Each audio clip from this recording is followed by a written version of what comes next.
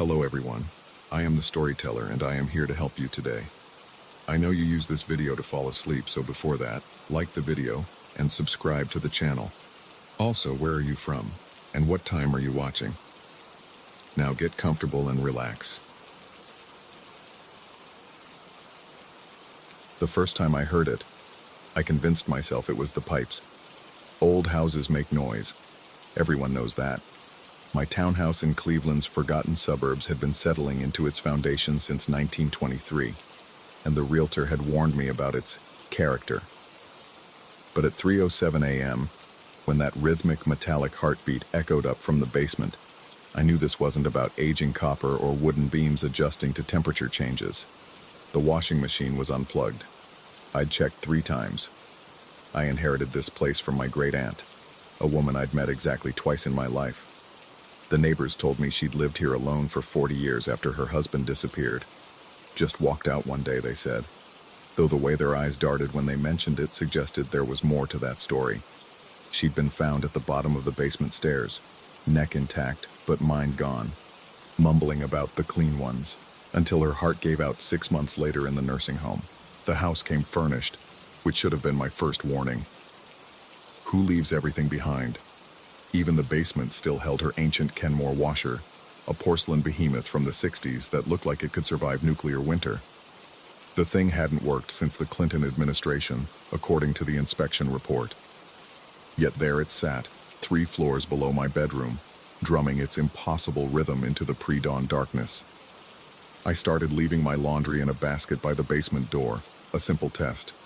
Just workout clothes at first. Nothing I'd miss.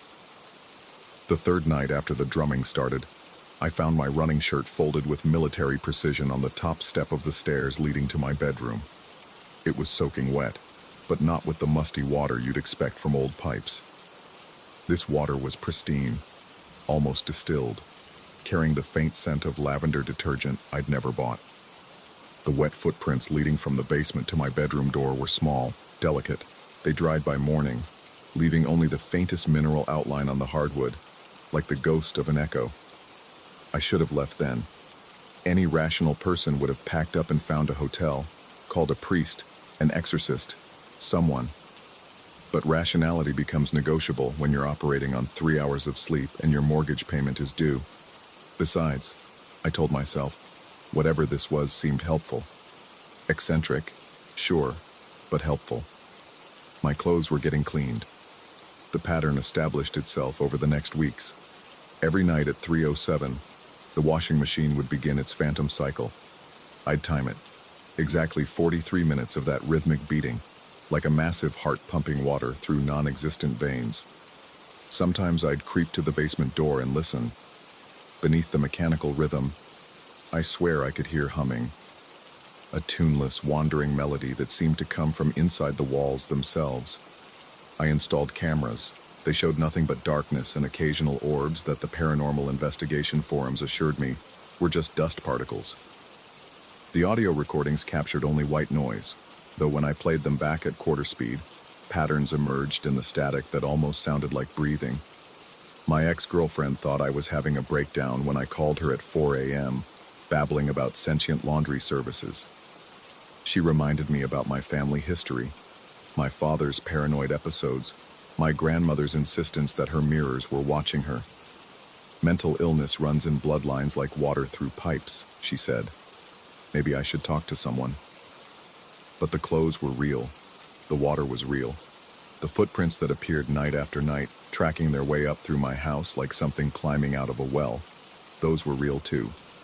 I started experimenting. Left a red sock with my whites to see if whatever was washing them understood color separation.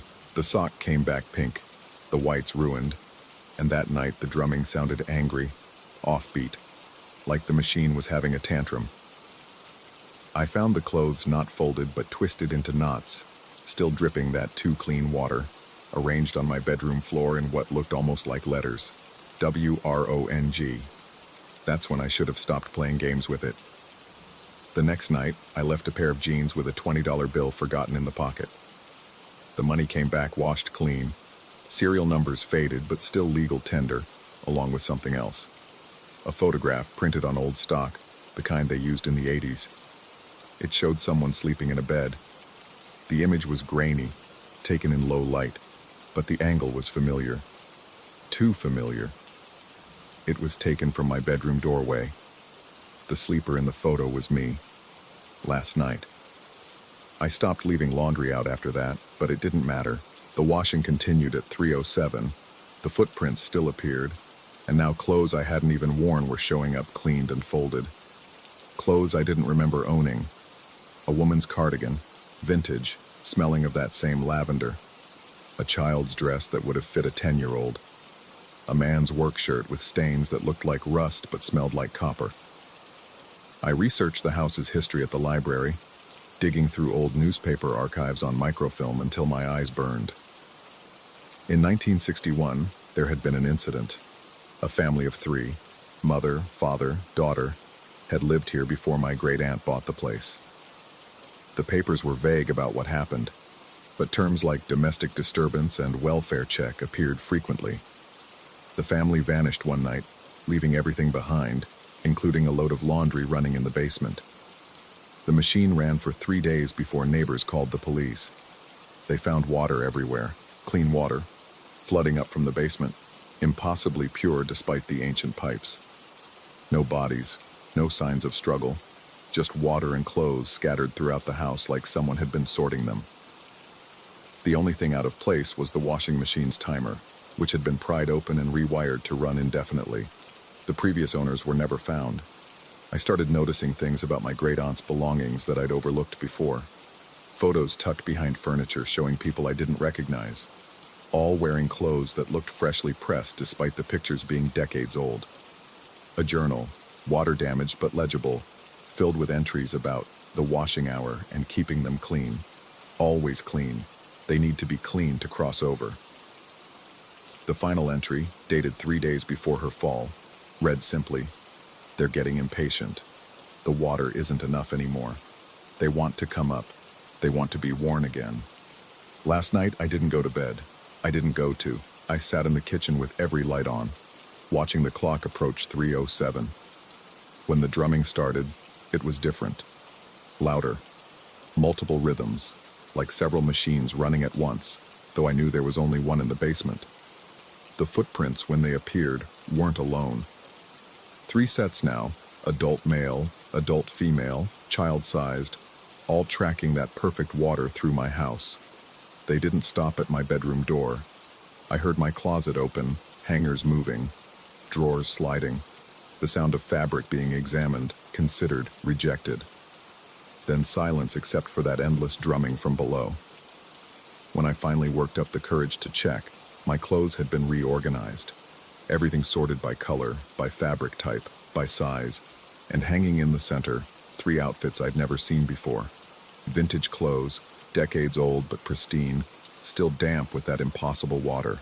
A man's work uniform, a woman's house dress, a child's school outfit, all in my size, as if they'd been tailored, as if they were waiting. This morning I found another photo tucked into my pillowcase. Not of me sleeping this time, but of me awake, sitting at this very desk, writing these words. The angle is impossible. It's taken from behind me. But there's no wall there, just empty space where the camera would have to be floating. In the background of the photo, barely visible in the darkness behind me, 3 figures stand perfectly still. They're wearing the clothes from my closet, the vintage outfits that appeared last night. But the faces above the collar, where their heads should be, are just smooth, featureless surfaces of that too clean water, constantly flowing, constantly washing, like they're trying to clean away something that won't come out. The washing machine is running now, even though it's 2 p.m. and sunny outside. It's never run during the day before. The rhythm is faster, urgent, almost desperate. The water is seeping under my door, perfectly clear but wrong somehow, like it's too pure for this world. I can hear them on the stairs, not footprints anymore, but the sound of wet fabric dragging across wood. They're coming up. They're bringing something with them. More clothes maybe, or maybe they're finally done washing, and now they need something new to clean. The doorknob is turning. It's wet. Everything is wet but clean, so clean it hurts to look at. They want me to understand something about purity, about cycles, about things that can never quite get clean enough no matter how many times you wash them. I should run. I should leave everything and run. But my laundry is done, and somewhere in this drowning house, folded with impossible precision, is another photograph. This one will show tomorrow, I think. It will show what I'll become, what I'll wear, where I'll stand when I join them in their endless washing hour. The door is open now. The water is singing that tuneless song. I understand why my great aunt fell down those stairs. She wasn't running from something coming up. She was trying to join something going down. The washing machine has stopped. For the first time in weeks, the house is silent, except for the sound of water dripping from my clothes. Clothes I'm wearing that are suddenly soaked, suddenly clean, suddenly not mine at all. It's 3:07 p.m. now. The daylight means nothing. The hour is the same. It's always the same. They're standing in my doorway now, those figures made of flowing water and vintage fabric, and I can see myself reflected in their liquid faces. But it's not me. It's someone cleaner, someone who's been through the cycle, someone who understands that some stains go deeper than fabric, deeper than skin, deeper than the basement where that ancient machine sits like a heart that won't stop beating. My fingers are leaving wet marks on the keyboard. The water is too clean. It's washing away everything, even the words as I type them. But I need to finish this. I need someone to know that the house at the end of Elmwood Street isn't haunted in the way people think. It's not about ghosts. It's about cycles. About things that repeat. About the necessity of getting clean and staying clean and never stopping the wash, because if you stop, if you let the dirt settle, if you let the stains set. The photograph is in my hand now. I didn't pick it up. It just appeared, wet and perfect. It shows tomorrow, like I knew it would. I'm in the basement, standing next to the machine. I'm smiling. I'm wearing those vintage clothes that fit so perfectly. And behind me, 4 figures now instead of 3, all of us ready for the next load, the next cycle, the next transformation of dirty into clean.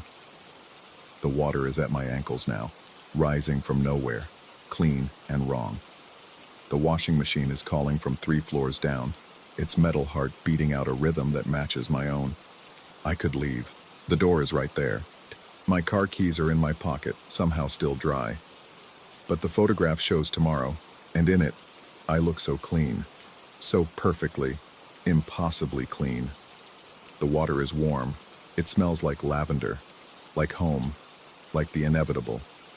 The figures are reaching out with hands that pour like waterfalls, and I can feel myself dissolving, not dying but changing states, becoming something that can be washed and worn and washed again. My great-aunt was wrong in her journal. They don't want to be worn again. They want us to wear ourselves differently, to become the clothes and the water and the washing all at once, to understand that cleanliness isn't next to godliness. It's something else entirely, something that lives in the gap between 307 and 308, in the space where the washer drum spins, in the place where dirt goes when it's washed away. I'm typing, but my fingers are water now, and the keys are cloth, and everything is cycling, spinning, cleaning itself in an endless loop that started long before the first family disappeared, and will continue long after the last one joins us in the washing hour. The house isn't haunted. It's a washing machine, and I'm the next load. The water is singing. The drum is beating. The cycle continues. Always at 3:07, always cleaning, always. Story 2. The fluorescent lights in the lobby flicker every 17 minutes. I've counted. It's the kind of detail you notice when you work the graveyard shift at the Sea Spray Motel, 3 blocks off the Atlantic City boardwalk where the neon dies and the shadows grow thick as tar. Tonight, the storm had passed 2 hours ago, leaving the October air heavy with salt and something else. Something that made my skin prickle beneath my polyester uniform. The parking lot gleamed like black glass, reflecting the motel's stuttering sign. Room 237 had called about a broken air conditioner 20 minutes ago, but when I knocked, no one answered. The system showed it vacant. I returned to my post behind the front desk, straightening the guest registry that didn't need straightening, checking the clock that moved too slowly. 3:47 a.m. The dead hour, when Atlantic City holds its breath between the last drunk stumbling home and the first jogger hitting the boardwalk. That's when I heard them, wet footsteps in the second-floor corridor. The security monitor showed the hallway clear, just burgundy carpet stretching beneath harsh overhead lights. But the sound continued. Squelch, squelch, squelch. Deliberate, measured, like someone walking in soaked shoes. I grabbed my master keycard and flashlight, though the lights worked fine. Old habit from 3 years of this job. The elevator groaned its way up, and I stepped into the corridor. The footprints were there. Dark, wet impressions leading from the stairwell door, each one perfectly formed as if pressed into fresh snow. But this was October, and it hadn't snowed. The storm had brought only rain. I followed them, my breath misting in air that had turned suddenly cold. The heating system hummed normally, but I could see my exhalations. The footprints led past room 201, 203, 205, all vacant according to my computer. They stopped at 211. The Do Not Disturb sign hung on the doorknob, yellowed and crinkled like old skin. I reached for it, and my hand froze. Written on the back in handwriting I didn't recognize but somehow felt familiar, was my name. Not printed, handwritten. Fresh ink that smeared when my thumb brushed it. I knocked. Silence. I slid my keycard. The lock clicked red. According to my system, this room didn't exist. The floor plan jumped from 209 to 213, but here it stood, solid as my racing heartbeat. Back at the desk, I pulled up the security footage.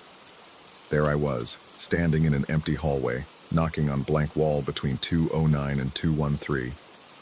But when I looked down the corridor with my own eyes, 211 was there, its numbers tarnished brass that caught the light wrong. The wet footsteps started again, this time on the stairs. I watched the monitor as nothing descended, but I heard it, the rhythmic squelching growing closer. The lobby temperature dropped 10 degrees in seconds. My breath came in short puffs that hung in the air like accusations. The automatic doors whispered open. No one entered, but wet footprints appeared on the linoleum, one by one, approaching the desk. They stopped directly in front of me. The guest registry flipped open on its own, pages ruffling to today's date.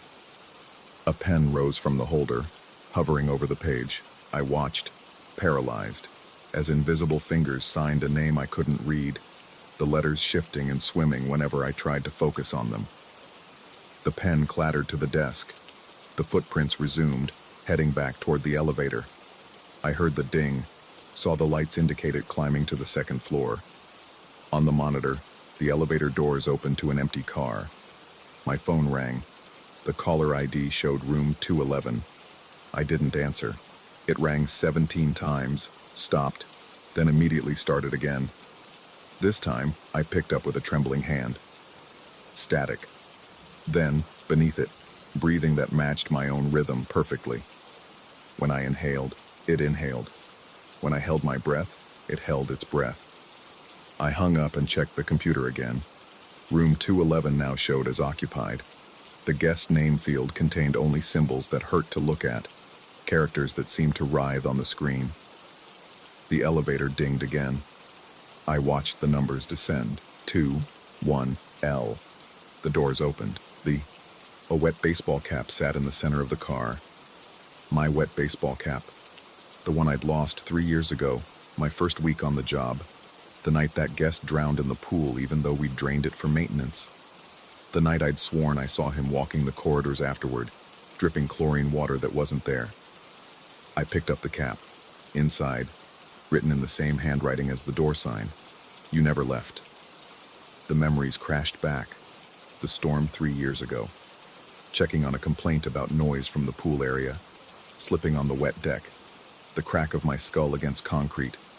The cold water filling my lungs even though the pool was empty.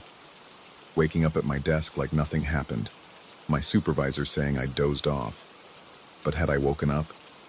The footprints were everywhere now, covering the lobby floor in overlapping patterns. The phone rang from multiple rooms simultaneously. The monitors showed dozens of empty corridors while wet sounds echoed from every direction. I ran to the front door. It wouldn't open. The parking lot beyond looked wrong. Too dark, too deep, like staring into water at night. My reflection in the glass showed me in my uniform, but behind my reflection stood another me, soaking wet, eyes clouded like a drowned man's. The elevator dinged. When the doors opened, water poured out, impossible gallons of it, flooding the lobby ankle-deep in seconds. But when I looked down, my feet were dry. The monitors showed no water. The sensation remained, cold, bitter, chemical-tasting pool water that wasn't there. I stumbled back to the desk, grabbed the employee log from 3 years ago, October 15th. My name was there, clock-in time, 11 p.m. No clock-out time. The next entry, October 16th. New night clerk starts today. Previous employee no-show, presumed quit. But I'd been here every night since, hadn't I? My apartment, my car, my life outside these walls. When I tried to picture them, they dissolved like smoke. Every memory led back here, to this desk, to these corridors, to the endless loop of 3:47 a.m. when the footsteps always started. The phone rang again. This time the caller ID showed my own cell number. I answered. My mother's voice, but distant, like hearing through water. It's been 3 years. The police said you drowned, but they never found. We kept hoping. Please, if you can hear this, give us a sign. The line went dead. The lobby lights flickered. 17 seconds this time, not minutes. When they steadied, every surface was covered in those wet footprints.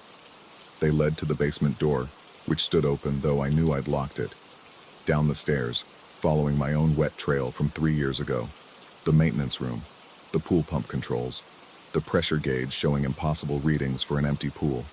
The drainage log from that night, my signature half finished. The pen fallen where I'd dropped it when I heard the noise. The wall had a door that shouldn't exist, room 211, at basement level. The Do Not Disturb sign hung there, my name now written hundreds of times on both sides, overlapping into an illegible mass of ink. I opened it. Inside was the front desk. I stood behind it, watching myself enter from the basement door that opened where the supply closet should be. The other me looked confused, terrified, exactly as I felt. We stared at each other across the impossible space. The monitors showed the truth. Endless iterations of the same night, the same corridor, the same me following wet footprints to doors that did and didn't exist. Each screen showed a different loop, a different moment of realization, a different me discovering what I'd already discovered countless times. The phone rang. All the phones rang. The caller ID on each showed room 211. I answered them all, heard my own voice from 3 years ago, from 3 minutes ago, from 3 seconds into the future. Hello, Sea Spray Motel. How may I help you? Oh, how may? The wet footsteps started again. They always started at 3:47 a.m. I looked at the clock. It read 3:47 a.m. It had read 3:47 a.m. for 3 years. I walked to the second floor, following footprints I'd already made, would make, was making. Room 211 waited, patient as water, patient as time. The door sign had my name. It always had my name. I hung it there myself, 3 years ago, tonight, every night. The room was occupied. It had been occupied for 3 years.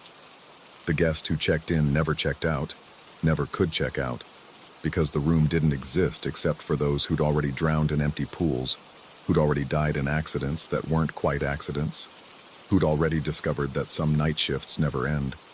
I sat at the desk, my desk, the only real thing in this place that wasn't quite a place. The phone rang. I knew who it was before I answered. It was me, calling from upstairs, from 3 years ago, from tomorrow night when I'd forget again and rediscover what I always knew. The voice on the line was mine, is mine, will always be mine. There's someone in the corridor. Wet footsteps, but the cameras show it empty. I gave myself the same response I'd already received, would receive, was receiving. I'll check it out, because that's what I do. That's what I've always done.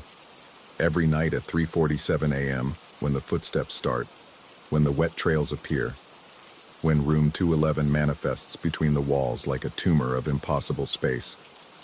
The morning shift arrives at 6 a.m. They walk through me like I'm not there, because I'm not. The day clerk sits at my desk, answers my phone, never notices the wet footprints that fade with the dawn, only to return with the dark. They never see room 211, never hear the endless ringing from phones that don't exist. But every night, I'm here. Every night, the storm has just passed. Every night, the footsteps start at 3:47 a.m. The fluorescent lights flicker every 17 minutes. I've counted. It's the kind of detail you notice when you work the graveyard shift at the Sea Spray Motel, 3 blocks off the Atlantic City boardwalk where the neon dies and the shadows grow thick as tar. Tonight, the storm passed 2 hours ago. Someone's walking the second floor corridor. The cameras show it empty, but I can hear the wet footsteps. I should check it out. I always do. Story 3. The studio smelled wrong from the beginning. Not rotten or chemical, but displaced, like air that belonged somewhere else entirely. I noticed it the moment the landlord handed me the keys, his fingers trembling slightly as they brushed mine. He'd mumbled something about the previous tenant leaving suddenly, then hurried down the stairs before I could ask questions. I should have paid attention to that tremor in his hands, that careful avoidance of eye contact. But Portland rentals under $1,200 a month don't come often, especially not ground floor units with original hardwood and southern exposure. The first week passed without incident. I arranged my sparse furniture, hung my 3 framed prints, positioned the kitchen chair, a sturdy oak piece from the apartment's original furnishings, at the small dining table by the window. The normalcy felt deliberate, performed, as if the space itself was holding its breath. Then came Tuesday, 2:58 a.m. I woke to a sound like sandpaper dragging across wood. Brief, purposeful. By the time my eyes adjusted to the darkness, silence had reclaimed the room. I lay there, pulse gradually slowing, attributing it to settling pipes or a neighbor's late-night furniture rearrangement. Sleep returned reluctantly. Wednesday, 2:58 a.m. The same sound, precise as clockwork. This time I was ready, or thought I was. I'd placed my phone on the nightstand, flashlight app 1 tap away. The dragging lasted perhaps 2 seconds.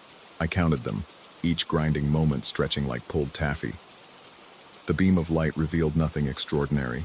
My studio exactly as I'd left it, except the kitchen chair had shifted. 1 centimeter to the right. I knew because I'd started marking its position with painter's tape on the floor, small X's that wouldn't damage the hardwood. By Friday, I had a system. Chalk outline around the chair legs. Video recording from 2:45 to 3:15 a.m. Motion sensors borrowed from a friend who didn't ask questions when I claimed mice problems. The chair moved anyway, always at 2:58, always 1 centimeter, always to the right. The video showed nothing, literally nothing. For those 2 seconds, the frame went completely black, not even the ambient light from the street visible. The motion sensors never triggered. I tried staying awake, sitting cross-legged on my bed with a direct view of the chair. At 2:57, my eyelids grew impossibly heavy, like someone was pressing thumbs against them. I fought it, digging fingernails into my palms, but consciousness slipped away like water through cupped hands. I'd wake at 2:59 to find the chair moved, the chalk outline violated by that precise centimeter displacement. The pattern held for 3 weeks. Right, right, right. The chair rotating slowly around the table like the world's slowest clock hand. I stopped inviting people over. How could I explain the chalk marks, the cameras, the way I'd started timing every activity to ensure I was home by 2:30 a.m.? My coworkers noticed the dark circles, the way I'd drift during conversations. My attention somewhere else entirely, somewhere watching a chair that wouldn't stay still. I researched the building's history obsessively. Built in 1947, nothing remarkable in the records. Previous tenants stayed an average of 3 months. unusual for Portland, where people cling to affordable housing like life rafts. I found one name that appeared repeatedly in old lease agreements, a woman who'd lived in my unit from 1952 to 1974, 22 years in this space. The record stopped mentioning her abruptly. No forwarding address, no explanation. The chair completed its first full rotation around the table on a Thursday. I'd expected something. A revelation, a climax, some horrible understanding. Instead, it simply began the cycle again. Right. 1 centimeter at a time, dragging across wood with that sound like breathing through sand. I started sleeping elsewhere some nights. My car, a friend's couch, a 24-hour diner where the waitress stopped asking if I was okay. But I always returned before 2:58, drawn by a compulsion I couldn't name. I needed to witness it, to confirm I wasn't manufacturing the entire experience from sleep deprivation and stress. The chair always moved, whether I watched or not. 6 weeks in, the pattern broke. I woke at 2:58 to silence. No dragging sound, no sensation of wrongness. I lay there, muscles tensed, waiting. Nothing. I turned on every light, examined the chair. It hadn't moved. The chalk outline remained intact. Relief flooded through me, so intense I actually laughed. The sound too loud in the pre-dawn quiet. The next night, silence again. And the next. A week passed without movement. I began to feel foolish about the elaborate documentation system, the paranoia that had consumed 2 months of my life. I stopped marking the chair's position, removed the cameras, started sleeping through the night. 2 weeks of blessed normalcy later, I woke to find the chair in the center of the room, not displaced by centimeters, but transported wholesale to a spot equidistant from all 4 walls. It faced the door, positioned with mathematical precision. I stood there in my boxers, bare feet cold against the hardwood, trying to process what I was seeing. The chair waited, patient as furniture. That's when I noticed the business card on the seat. My old card, from a job I'd left 3 years ago. The one I'd lost during the move from Seattle, presumably buried in some box or fallen behind furniture I no longer owned. The card was mine, undoubtedly. I recognized the coffee stain on the corner where I'd used it as a makeshift coaster. But the edges showed watermarks, fresh ones, as if someone with wet hands had recently handled it. I picked it up with 2 fingers, half expecting it to dissolve or transform. It remained mundane, corporate, my old name and title in raised lettering. The back was blank except for new marks, not writing, but impressions, like someone had pressed too hard while writing on a sheet placed on top of it. I held it to the light, angling to read the ghosted message. Stop moving my chair.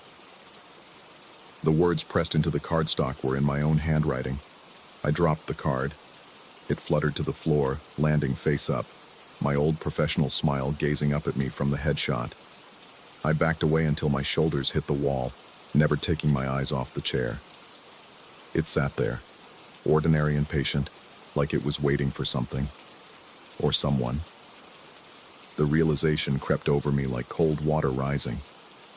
I grabbed my phone, hands shaking, and scrolled through my photos from the past 2 months.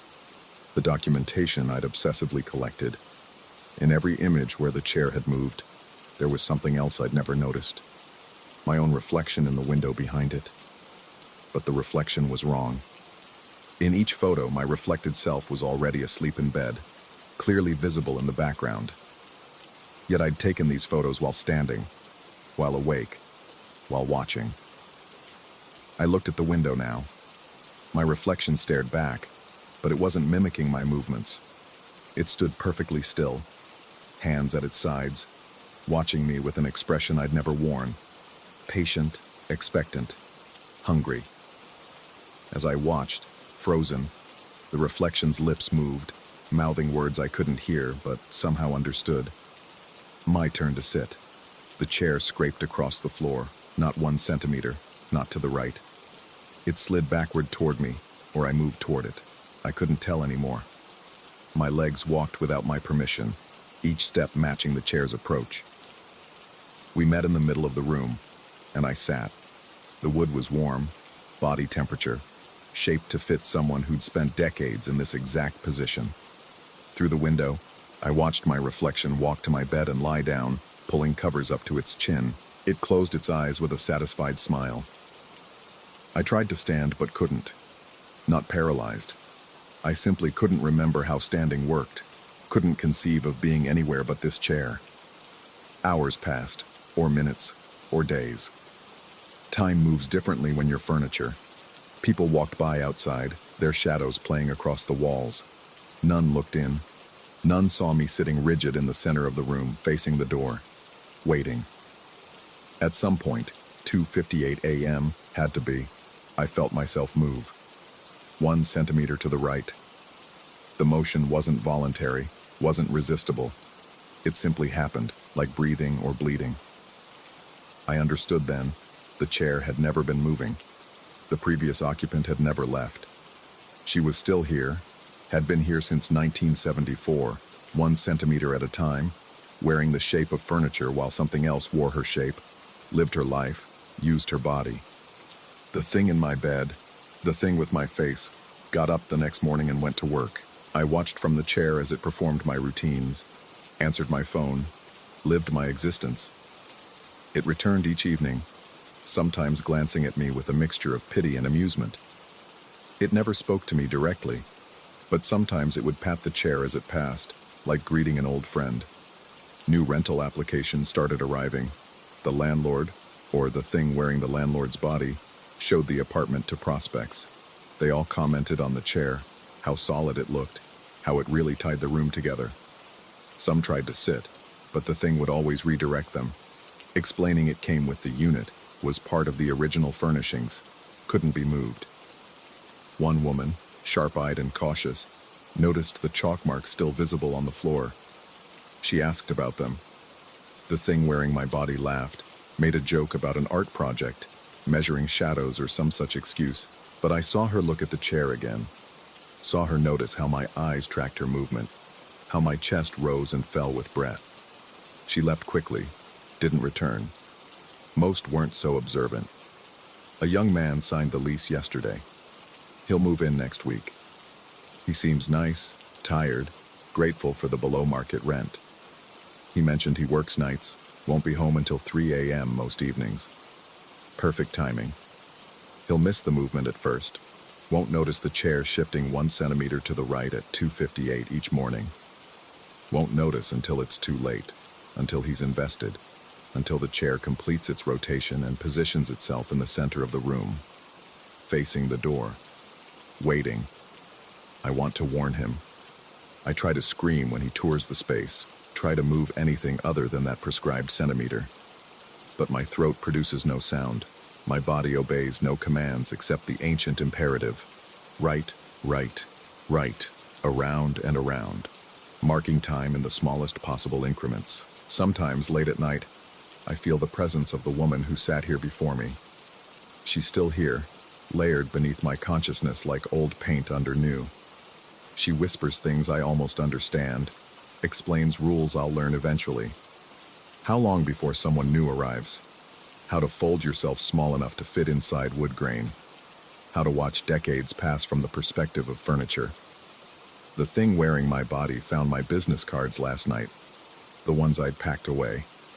It placed one on the kitchen counter, handled it with wet fingers that left fresh marks on the edges, preparing for the next occupant's discovery, the next revelation, the next replacement.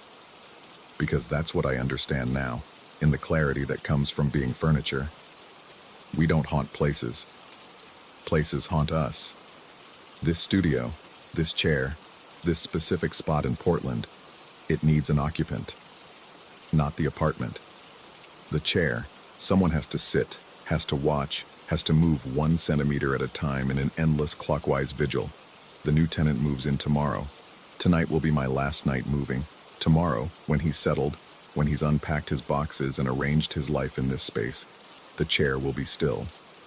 He'll think himself lucky, finding such an affordable place with original fixtures and southern exposure. He'll sleep peacefully for a week, maybe 2. Then, at 2:58 a.m., the chair will move. 1 centimeter to the right. Only it won't be the chair moving. It will be him. He just doesn't know it yet. I try to stand one final time, but my legs have forgotten their legs. They think they're wood now, carved and polished and fixed in place. My arms rest on armrests that don't exist. My back conforms to a shape that isn't there. I am becoming the chair, or the chair is becoming me, or perhaps there was never any difference. The thing wearing my body turns off the lights, goes to bed. In the darkness, I wait. I face the door. Someone new is coming. Someone always comes. And when they do, when they sit, when they take my place, will I wake up in that bed? Will I remember being furniture? Or will I simply leave suddenly, no forwarding address, another name vanishing from the records while the chair remains? I'll know soon. Tomorrow, or the day after, or whenever the new tenant first sits down. Time moves differently when you're furniture. Sometimes a night lasts a century. Sometimes 22 years pass in a blink. The moon sends shadows across the floor, the same shadows that have fallen here since 1947. I watch them crawl like living things, marking time in their own way. Somewhere in the walls, pipes settle with sounds like breathing. Somewhere in the distance, Portland continues its restless sleep. And I wait. I face the door. Morning can't come soon enough. Morning can't come at all. In the space between seconds, in the pause between heartbeats, in the moment before 2:58, I exist. Neither human nor furniture, neither real nor imagined. I am the waiting itself, the expectation made solid, the fear given form. The new tenant will understand eventually. They always do, 1 centimeter at a time. Story 4. The first time I noticed something was wrong, I was reaching for my coffee mug with my right hand and grabbed empty air. The mug sat on the left side of my desk, exactly where it shouldn't have been. I stared at it for a full minute, trying to reconstruct my morning routine, certain I'd placed it on the right as I always did. The Chicago skyline gleamed through the floor-to-ceiling windows of my new apartment, the mirrored glass of neighboring buildings creating an infinite corridor of reflections that made my head swim if I looked too long. I'd moved into the building 3 weeks ago. One of those sleek, modern towers that sprouted from the loop like chrome mushrooms after rain. All reflective surfaces and sharp angles that caught the light in ways that hurt to look at directly. The realtor had gushed about the views, the amenities, the prestigious address. She'd talked fast, smiled too much, and knocked 15% off the asking price when I hesitated. That should have been my first warning. The mug incident was just the beginning. My phone case, which had been black with a small scratch on the bottom right corner, now had the scratch on the left. The logo on my laptop appeared backward until I blinked and looked again. Small things, easy to dismiss as exhaustion from the move, from starting the new job, from the endless meetings that bled into each other like watercolors in rain. But then came the water. I discovered it on a Tuesday evening, returning home after another 14-hour day at the firm. Droplets on the hardwood floor, leading from nowhere to nowhere, shaped like footprints but wrong somehow, as if someone had walked on their hands, or their feet bent in impossible directions. The trail led from the living room to the hallway mirror, an ornate thing that came with the apartment, its frame twisted into patterns that seemed different each time I looked. I grabbed paper towels, convinced myself a pipe had leaked, that the building's maintenance would handle it. But when I knelt to clean, the water was warm, body temperature, and it smelled wrong. Not like city water with its chemical tang, but organic, alive like the air before a thunderstorm. The next morning, my wallet had switched pockets, not just moved, reversed. Every card faced the opposite direction, my driver's license showing through the clear window backward, making my face look subtly wrong. I stood before the bathroom mirror, comparing the license photo to my reflection, trying to pinpoint what had changed. The part in my hair, the angle of my jaw, everything and nothing, uncanny in its familiarity. I started keeping a journal, documenting each incident. The brass doorknob that switched from the left side to the right. The bathroom tiles that formed different patterns depending on which eye I closed. The way my shadow sometimes fell in the wrong direction, as if the sun had shifted while I wasn't looking. 3 days into my documentation, I found the journal filled with my handwriting, but backward, right to left, every letter reversed. I had to hold it up to the mirror to read my own words, and even then, they felt foreign, like someone else's thoughts wearing my vocabulary. The water trails appeared nightly now, always leading to mirrors, the hallway mirror, the bathroom mirror, even the microwave's black reflective door. I stopped cleaning them, started following them instead, trying to understand their logic. They spiraled sometimes, doubled back on themselves, created patterns that almost meant something if I stared long enough. My dreams turned liquid. I'd wake gasping, convinced I was drowning, my sheets soaked with sweat that didn't smell like mine. In the dreams, I walked through my apartment, but everything was reversed. Doorways on wrong walls, windows showing different views, furniture arranged in impossible configurations, and always, there was someone else there, just out of sight, moving when I moved, stopping when I stopped, breathing when I breathed. I tried to tell someone, called my sister, but the words came out jumbled, reversed somehow, making her laugh nervously and ask if I was drunk. Attempted to email my concerns to building management, but the text appeared backward on my screen, and no matter how I typed, I couldn't make it right. The breaking point came 2 weeks later. I'd adapted somehow, learned to check both sides for my belongings, to not trust my first glance, to live in a world where left and right had lost meaning. I was brushing my teeth before bed, avoiding my own gaze in the mirror, as had become habit, when I noticed my breath fogging the glass. It was August. The air conditioning hummed steadily. No reason for condensation. The fog spread slowly, deliberately, and in it, words appeared as if drawn by an invisible finger. Turn to the right side. I stood frozen, toothbrush still in hand, watching the message fade and reform. You're on the wrong side. Then, turn around. I didn't. Instead, I backed out of the bathroom, keeping my eyes on the mirror, on the message that kept writing and rewriting itself. But as I reached the doorway, I caught a glimpse of movement in the glass. Not my reflection backing away, but someone else entirely, standing where I should have been, wearing my face but wrong, everything wrong, like looking at myself through water. The apartment's layout had changed. The hallway stretched longer than it should, doors appearing where walls had been.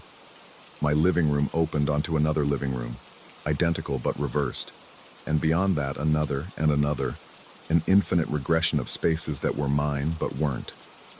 The water trails were everywhere now, not just on the floor but running up walls, across ceilings, defying gravity and logic. I found myself in front of the hallway mirror, though I didn't remember walking there. The ornate frame twisted and writhed like something alive, and in the glass, not my reflection. Me, but not me. Standing on the other side, dry while water streamed down my face. Still while I trembled, smiling while I fought not to scream. It raised its hand, my hand, and pressed it against the glass from the inside. The mirror didn't feel solid anymore, more like vertical water, surface tension the only thing keeping us apart. You moved in 3 weeks ago, it said, though its mouth, my mouth, didn't move. The voice came from everywhere, from the water, from the walls, from inside my own skull. I've been here much longer. The water trails made sense now, footprints from the mirror to my world, tracking wet across the boundary. How many times had it walked through my apartment while I slept? How many of my things had it touched, reversed, made wrong? The building, it continued, and now its mouth did move, but out of sync with the words, like a badly dubbed film. All that glass, all those reflections. Do you know how thin the boundary gets when every surface is a mirror? How easy it becomes to slip through? I wanted to run, but where? Every reflective surface was a door, every window a potential breach. The city itself was made of glass, a labyrinth of passages between worlds. We can share, it said, pressing harder against the mirror. the surface bowing outward. Take turns. You there, me here. Or, it smiled, and the expression was mine but wasn't. Familiar but wrong. We could trade places permanently. You might like it better on this side. Everything makes sense here. Water falls up, shadows follow instead of lead, and you never have to wonder which side is right because there's only one side, the other side of everything you've known. The mirror's surface rippled. Its hand, my hand, began pushing through, fingers breaking the surface like water, reaching for me. I stumbled backward, but my feet splashed through puddles that hadn't been there moments before. Warm water that seemed to grab at my ankles, pull me toward the glass. Choose, it said. Share, trade, or resist. But know that every night you sleep, I get stronger. Every reflection you cast feeds me. Every time you mistake left for right, you're acknowledging that the boundaries are already breaking down. I ran, grabbed my keys, reversed in my pocket, and fled the apartment. But in the elevator, surrounded by mirrored walls, I saw myself from every angle, and in each reflection I was standing still, watching myself run, smiling that wrong smile. The lobby's polished floors showed me walking on the ceiling. The revolving door turned the wrong direction, spit me out onto the street where every building's glass facade showed not the city, but endless variations of my apartment. Each one slightly wrong, each one containing another version of me trying to escape. I've been walking for hours now, or maybe minutes. Time feels reversed too. The sun rises in the west, or perhaps I've gotten turned around. Every storefront window shows me something different. Here I'm still in my apartment. There I'm drowning in vertical water. There I'm standing behind myself, hands on my own shoulders, whispering words I can't quite hear. My phone buzzes with a text from myself. You can't escape reflections in a city made of glass. Another, come home. We need to talk about which one of us is real. And another, check your wallet. I do. My driver's license is blank except for a single word where my name should be. Reflected. I'm sitting in a 24-hour diner now, trying not to look at the windows, the coffee pot, the polished tabletop, anything that might show me what I've become or what's becoming me. The waitress keeps refilling my cup, but she pours with her left hand, then her right, then her left again, as if she can't decide which is correct. Or maybe I'm the one who can't tell anymore. The condensation on my water glass is forming words. Come home. The spoon shows my face upside down, but when I flip it, it's still upside down. My hands, are they my hands? Shake as I write this, but the words appear backward in my notebook, and I have to hold it up to the window to read it, where my reflection writes the words forward, properly, smiling as it does.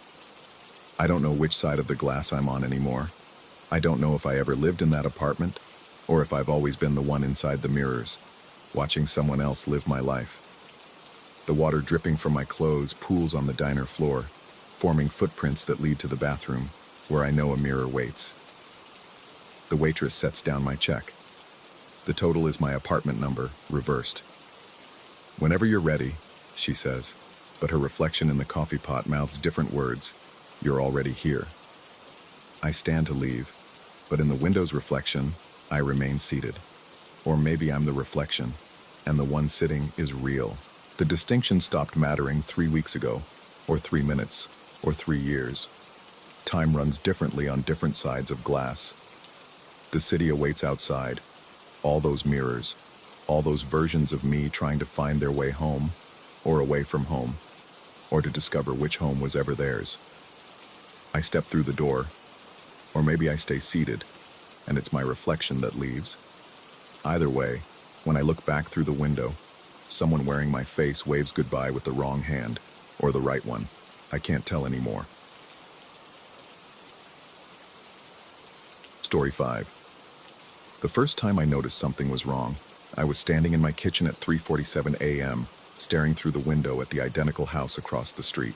My coffee mug, the one with the chip on the handle that I'd been meaning to throw away for months, sat on the marble island of that empty house's kitchen, perfectly illuminated by a shaft of moonlight. I knew it was mine because I'd been looking for it all evening. The development in Scottsdale where I'd moved 6 months ago consisted of 12 houses, all variations of the same three models. Mine and the one directly across were Model C, mirror images of each other, down to the placement of the mailboxes. The house across from me had been empty since I'd arrived, a for sale sign perpetually stabbed into its exir-escaped front yard like a promise that never quite materialized. That night with the coffee mug was when everything started to unravel, though looking back there had been signs, small things, the kind of details your mind dismisses because the alternative is too uncomfortable to consider. I'd chalked up the footsteps above my bedroom to the house settling. Desert homes do that, I told myself. The extreme temperature swings make the wood expand and contract. Never mind that my bedroom was on the second floor with only attic space above. Never mind that the footsteps had a rhythm, a purposeful gait that settling wood could never replicate. The missing items I'd attributed to my own absent-mindedness. The stress of the divorce, the new job, the move. Plenty of reasons for misplacing things. My reading glasses, the blue mechanical pencil I always used for crosswords, a photograph of my college roommates that usually sat on my desk. Small things, insignificant things, until I saw them arranged on surfaces in the house across the street. After that first night, I started watching. Every evening, I'd position myself at different windows, observing the empty house. During daylight, it looked exactly as it should, vacant, waiting. The real estate company's lockbox hung from the front door handle. Dust motes danced in the rays of sun that penetrated its windows. But at night, things appeared that shouldn't be there. I called the real estate office the next morning. The woman who answered sounded tired, like she'd been fielding similar calls all day. When I explained about seeing someone in the house, she assured me it was impossible. They'd changed the lockbox code just last week. No showings were scheduled, no maintenance crews. Nobody had access except their office, and they kept meticulous records. But I knew what I saw. The footsteps in my house grew bolder, no longer confined to late-night hours. They'd pace above me while I worked from home, a steady back and forth that made my ceiling fan tremble. I'd race upstairs, throw open the attic access, shine my flashlight into every corner. Nothing. Dust undisturbed, insulation untouched. Yet the moment I'd return to my office, the pacing would resume. I installed cameras, 6 of them, covering every angle of my house's exterior. The footage revealed nothing unusual during the day, but the night recordings were different. They showed darkness where there should have been streetlight, static where there should have been clarity. And in one frame, just one, captured at 3:33 a.m., a figure stood in my driveway, facing the camera directly. The image was too distorted to make out features, but the posture, the height, the build, it looked exactly like me. Sleep became impossible. I'd lie in bed, every nerve electrified, listening to the house breathe around me. The air conditioning would cycle off, and in that perfect silence, I'd hear it, breathing that wasn't mine, coming from somewhere inside the walls. I'd press my ear against the drywall, following the sound from room to room, but it always remained just out of reach, just behind the next wall, just beyond identification. Then came the night with the wet footprints. The desert hadn't seen rain in 43 days. The irrigation system in the development ran on Tuesdays and Fridays, and this was a Wednesday. Yet there they were, wet footprints, still glistening under the streetlight, leading from my garage straight across the bone-dry asphalt to the garage of the empty house. The puddles were perfect, as if someone had just walked through water moments before. I touched one with my finger, cold, real, wet. When I looked up, a light was on in the empty house's second-floor bedroom, my bedroom's mirror position. I grabbed my phone to call the police, but stopped. What would I say? That wet footprints appeared on dry pavement? That my belongings were teleporting to an empty house? They'd think I was having a breakdown. Maybe I was. The next morning I did something I hadn't done since moving in.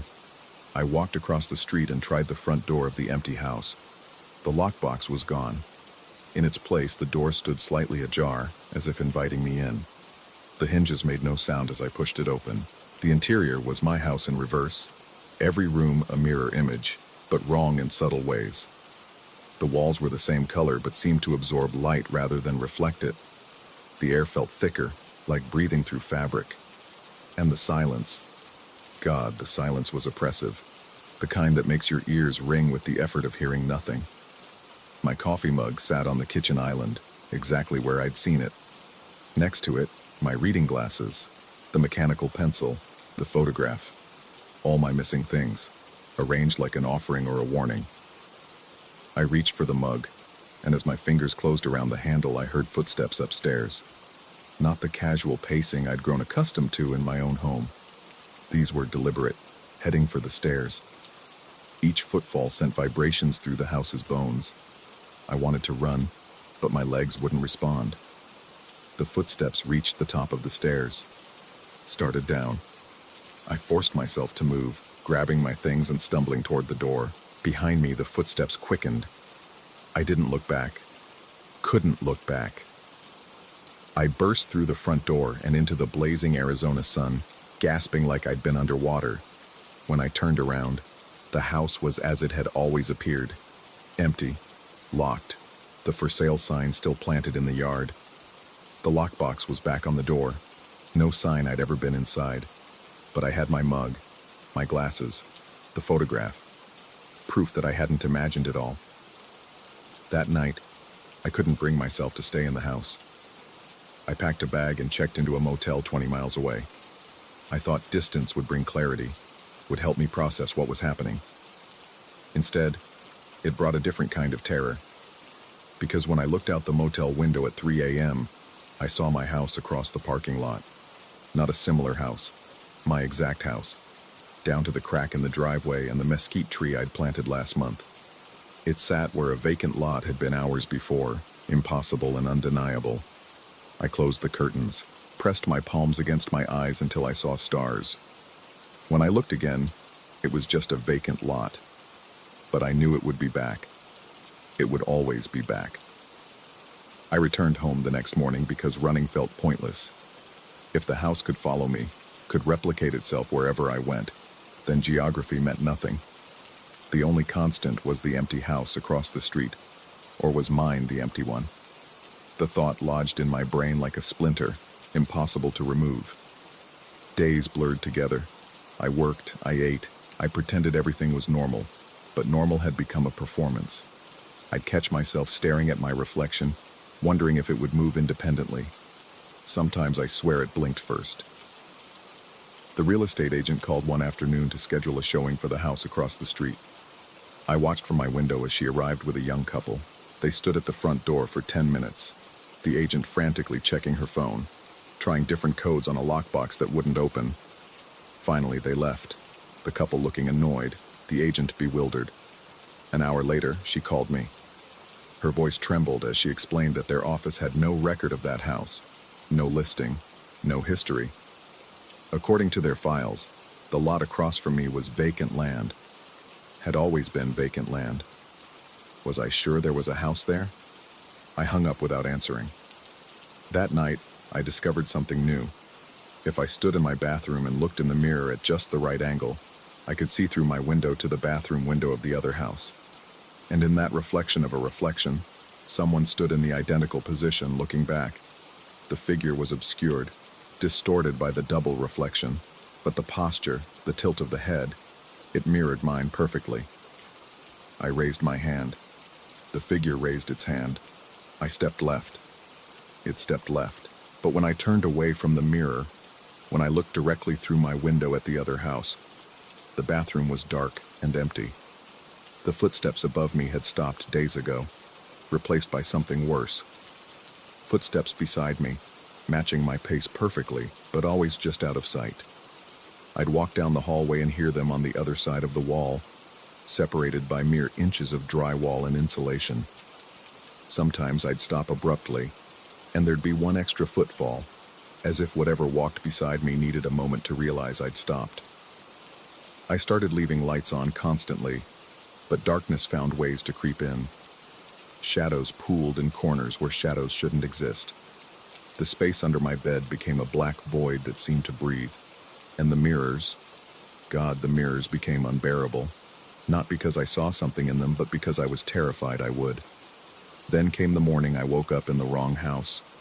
Everything was reversed. My bedroom door was on the left instead of the right. The bathroom fixtures were switched. Even the view from my window showed my actual house across the street, lit from within though I lived alone.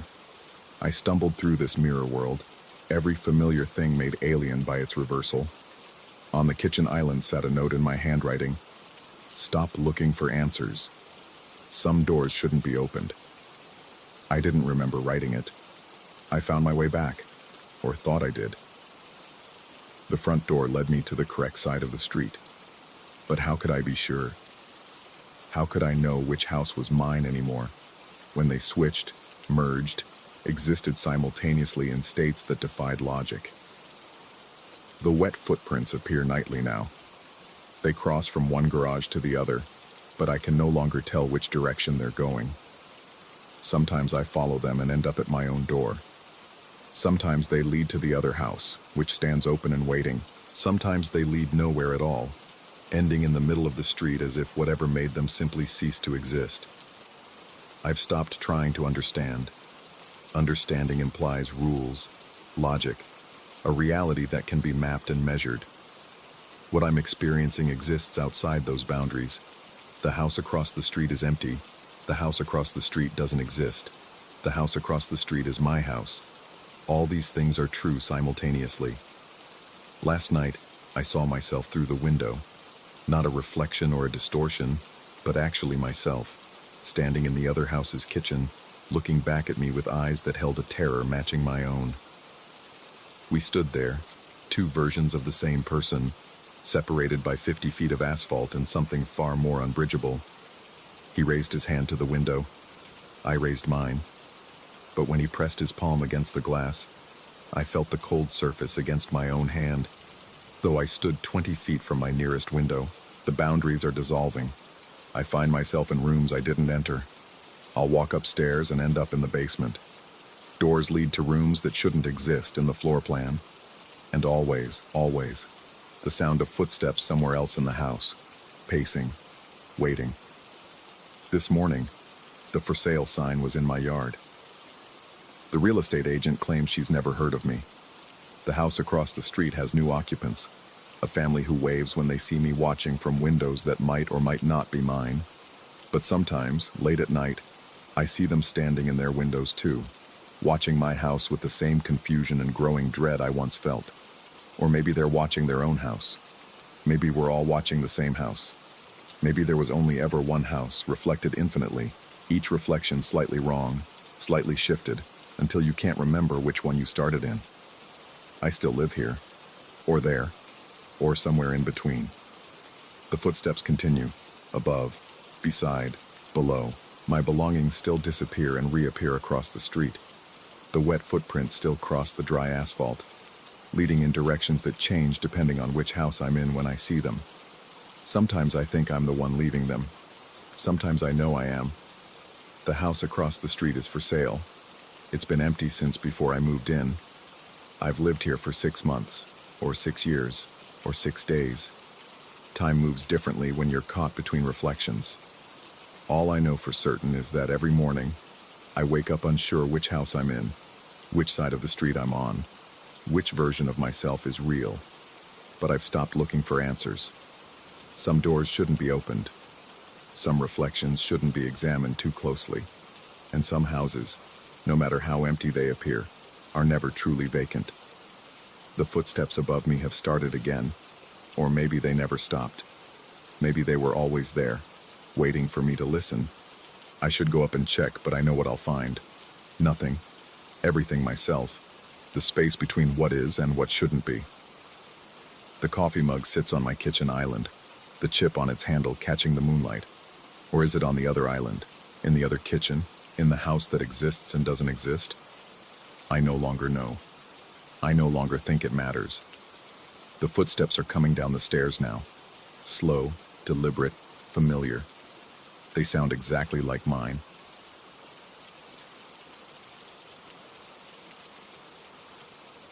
Story 6. The first time I heard the dragging sounds from the attic, I was lying in bed at 3:17 a.m., staring at the water stain on my ceiling that looked like a hand reaching down. The noise started as a whisper of movement, cardboard scraping against wood, deliberate and measured. I told myself it was mice. In old houses like ours in Ann Arbor, rodents were as much a part of the lease as the security deposit. But mice don't drag boxes in straight lines. They don't pause at regular intervals as if catching their breath. I'd moved into the house 3 months earlier, drawn by the cheap rent and the promise of quiet housemates. The Victorian sat on a tree-lined street near campus, its gabled roof and wraparound porch giving it the appearance of respectability that masked the rot beneath. My 3 housemates were graduate students like me, silent ships passing in the night, each locked in their own academic pursuits. We communicated through passive-aggressive sticky notes about dishes and took turns pretending not to hear each other's existence. The attic had been locked since I arrived. Our landlord, a nervous man who always smelled of mothballs and disappointment, insisted it was for storage only.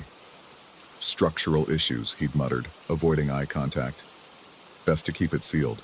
The padlock on the attic door at the end of the 3rd-floor hallway was ancient, its metal gone green with oxidation.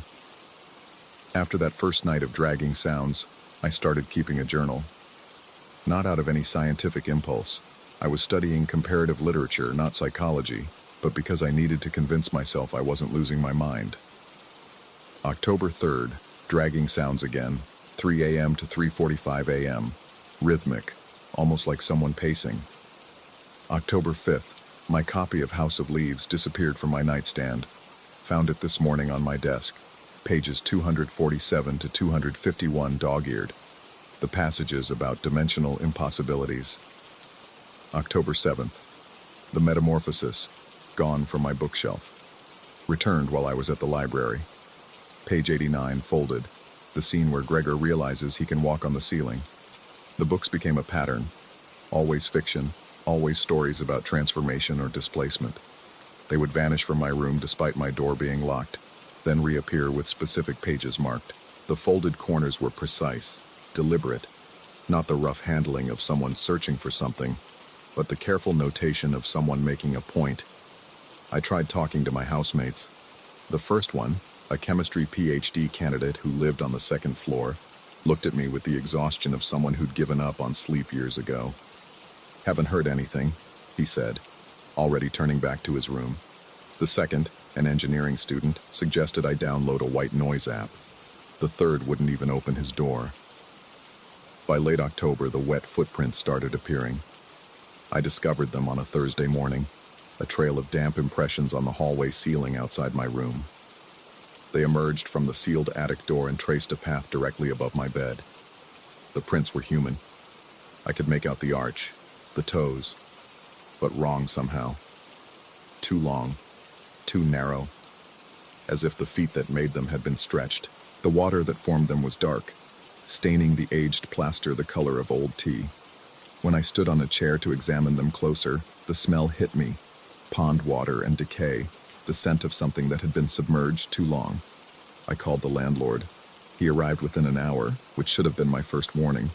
He usually took days to respond to maintenance requests. He stood in my doorway, not entering, his hands working the brim of his hat like he was trying to wring something out of it. "Probably a leak," he said, not looking up at the ceiling. "These old houses, you know. The pipes." "The footprints are on the ceiling," I said. "Tricks of moisture, pareidolia. You see patterns where there aren't any. They lead from the attic door." His hand stopped moving. "That door stays locked." "I know, but it stays locked." His voice carried a finality that made my teeth ache. "I'll send someone about the leak." No one ever came. The dragging sounds grew louder each night, accompanied now by a rhythmic creaking, like someone shifting their weight from foot to foot. I stopped sleeping, started drinking coffee by the pot, spent my nights sitting up in bed with my laptop, typing my dissertation with one eye on the ceiling. My research suffered. My advisor noted my distraction, the dark circles under my eyes. "You look like hell," she said after one particularly disastrous presentation. I wanted to tell her about the attic, about the books, about how I'd started finding my own hair on my pillow arranged in perfect spirals. But the words wouldn't come. They felt too absurd in the fluorescent light of her office, too much like the ramblings of someone having a breakdown. November brought new developments. I woke one night to find every book in my room open to its middle page, arranged in a circle on my floor. My laptop was on, displaying a Wikipedia article about liminal spaces, places of transition, thresholds between two states of being. I knew I hadn't left it that way. The wet footprints now appeared nightly, always in new patterns. Sometimes they circled my ceiling like a shark. Sometimes they clustered directly above my head, as if someone was standing there looking down. The water that dripped from them started leaving marks on my sheets, brown stains that wouldn't wash out, that smelled of algae and something else, something organic and wrong. I installed a camera, one of those wireless things that connected to my phone. For 3 nights it captured nothing but darkness and the occasional flicker of my laptop screen. On the 4th night, at 3 a.m. exactly, the feed cut to static. When it returned 30 seconds later, the camera had been turned to face the wall. I began to notice things about the house I'd missed before. How the walls in the 3rd floor hallway weren't quite straight. How they seemed to bow outward slightly, as if something was pressing from within. How the locked attic door had scratch marks on the inside of the frame, visible through the gap at the bottom. How my housemates had started avoiding the 3rd floor entirely, taking the back stairs even when it meant going outside in the rain. One night in mid-November, I couldn't stand it anymore. I brought a crowbar home from the hardware store, waited until my housemates were asleep, and approached the attic door. The padlock was cold to the touch, colder than it should have been. As I positioned the crowbar, I heard something from the other side, breathing, slow and deliberate. I stopped. The breathing stopped. I took a step back.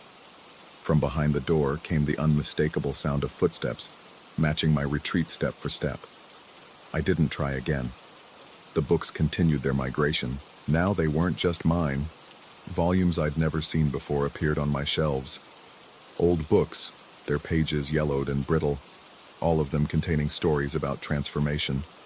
The Tenant of Wildfell Hall, the yellow wallpaper, a water-damaged copy of something in Latin that I couldn't translate, though the illustrations showed human figures walking on ceilings, their faces serene.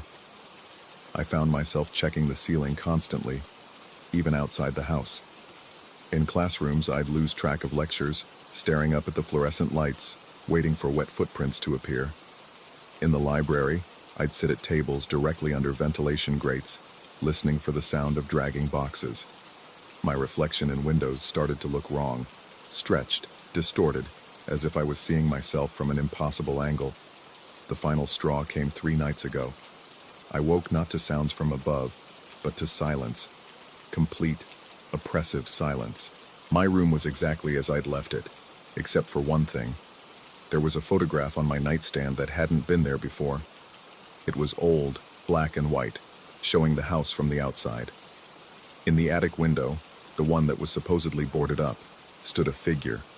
Even in the grainy image, I could see it was too tall, too thin, its limbs at angles that hurt to perceive. But what made my blood turn to ice water wasn't the figure itself. It was that it had my face. I've started researching the house's history. The records are frustratingly incomplete, but I've found fragments. A student who disappeared in 1987, last seen entering the house but never leaving. A series of complaints in the 1990s about impossible sounds from the attic. A police report from 2003 about a break-in where nothing was stolen, but all the furniture on the 3rd floor had been arranged on the ceiling, held there by no visible means. And then there's the newspaper clipping from 1962 I found in the university archives. A small item about a murder-suicide in the house. A graduate student had killed his roommate, claiming the man had been walking in the spaces between the walls, living in the angles where the dimensions folded. He'd then hanged himself in the attic, but when police found his body, it was on the ceiling, the rope extending upward into empty air. The article included a photograph of the student. The resemblance to the figure in my photograph was undeniable. The resemblance to me was worse. Last night I heard my own voice from the attic. It was reading from my dissertation, but the words were wrong, inverted somehow, as if someone had taken my thoughts and turned them inside out. When I pressed my ear to my ceiling, I could hear typing, the distinctive click of my laptop keyboard, but from above, from the locked room, where no one could be. This morning, I found a note in my own handwriting that I don't remember writing. The space above is the space below. The tenant pays rent in both directions. I've started to wonder if the footprints on my ceiling aren't from something walking above me, but from me, walking below something else. If the dragging sounds aren't boxes being moved in the attic, but my furniture being repositioned from another perspective. If the books aren't being taken and returned, but are existing in two places at once, their pages folded at the points where the stories touch. I've stopped sleeping entirely. I sit up at night, watching the ceiling, waiting for the moment when the water stains will resolve into a mirror image of my room. Sometimes I catch myself on my hands and knees on the floor, pressing my palms flat against the boards, and I can't remember how I got there. My hands are often damp when this happens, and they smell of pond water. My housemates haven't seen me in days, though I haven't left my room. Or have I? The timeline has become fluid, events flowing backward and forward like tide.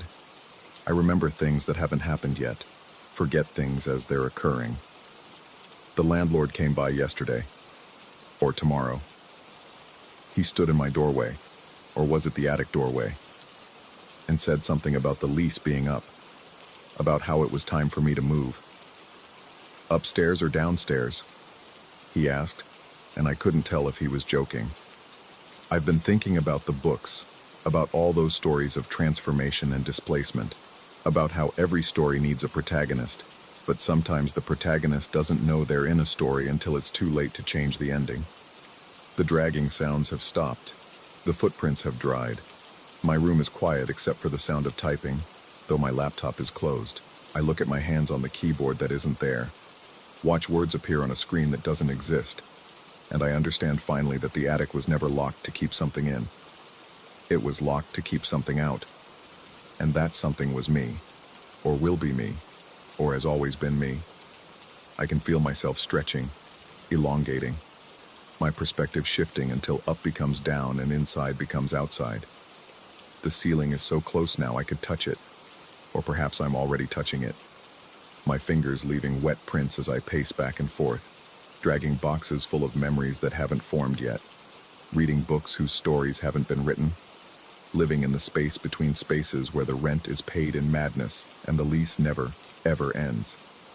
My housemates will find my room empty tomorrow, or yesterday. Time flows differently here in the angles where dimensions fold. They'll see the wet footprints on the ceiling, hear the dragging sounds at 3 a.m., find their books mysteriously relocated, and maybe one of them, lying awake in the dark, will wonder about the tenant above. I wonder if they'll recognize my face when they finally see me in the window. I wonder if I'll recognize theirs when they join me. The attic door is open now. It was always open. It was never there at all. I'm going upstairs. I'm already there. I never left. The rent is due, and I have such stories to share, folded into the pages of books that will appear on your nightstand when you're not watching, marking the places where your story intersects with mine, where the ceiling becomes the floor, becomes the ceiling, becomes...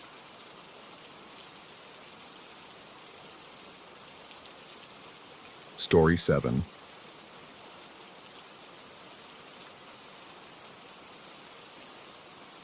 First disappeared 3 days after my grandfather's funeral. I'd placed it on my nightstand before bed, right next to the glass of water I never drink, and when morning came, it was gone. I found it in the bathroom sink, beaded with moisture that couldn't have come from anywhere. The faucet was bone dry, had been for hours. The thing was ancient. A gold-plated Omega from the 50s with a worn leather band that smelled of tobacco and something else.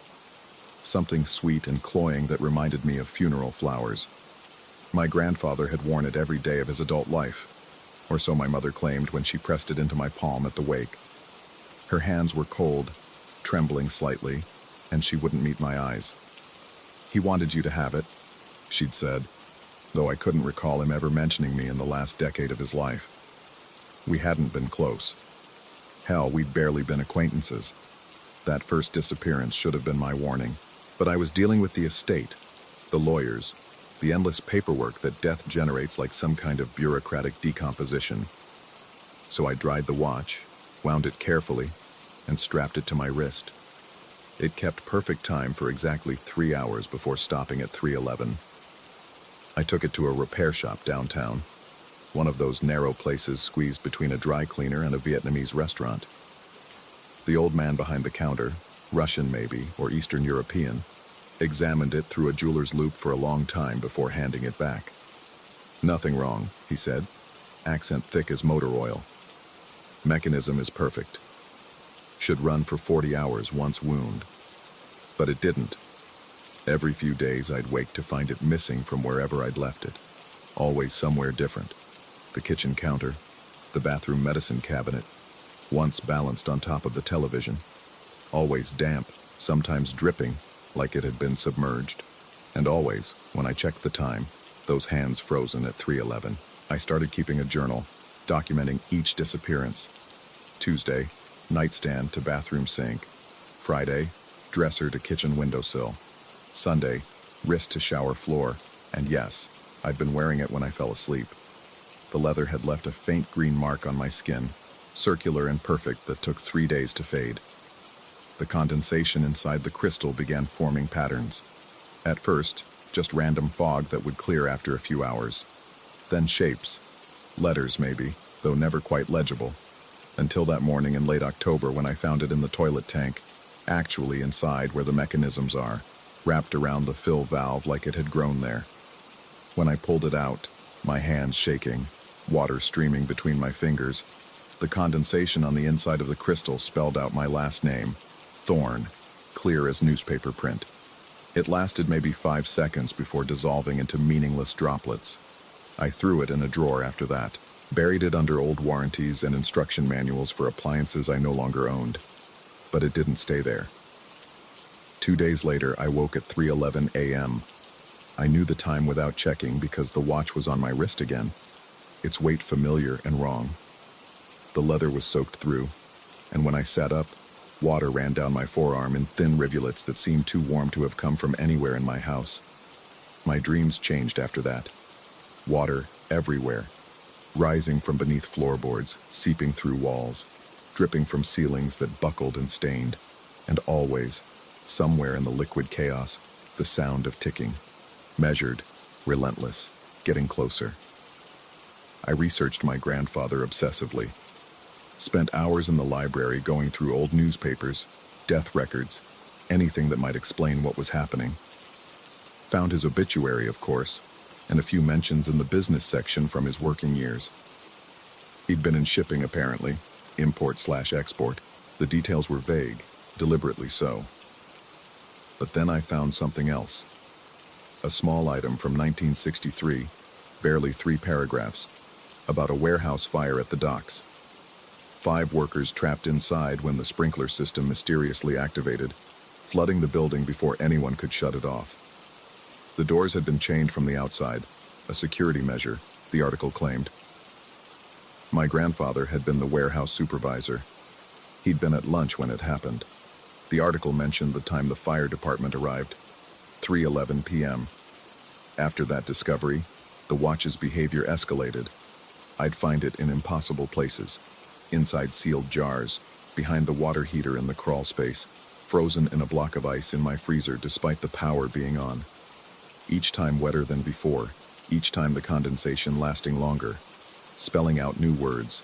No, remember, guilty. I tried destroying it. Took a hammer to it in the garage, brought it down with all the force I could muster. The hammer bounced off like I'd struck rubber. Tried burning it in the backyard fire pit. The flames turned blue-green and went out instantly, leaving the watch unmarked but somehow heavier. Even drove out to the lake and threw it as far as I could into the deep water. It was on my nightstand the next morning, pondweed tangled in the band. The plumber came on a Thursday. I hadn't called him. He just showed up, said he'd gotten a work order for my address. Something about a leak in the kitchen. I hadn't noticed any leak, but when he pulled out the pipes under the sink, there it was. The watch, wrapped around the P-trap, like it had always been part of the plumbing. He held it up, water streaming through his fingers, and something in his expression made my skin crawl. His eyes were the same gray as my grandfather's in those old photographs. "Some things don't stay buried," he said, handing me the watch.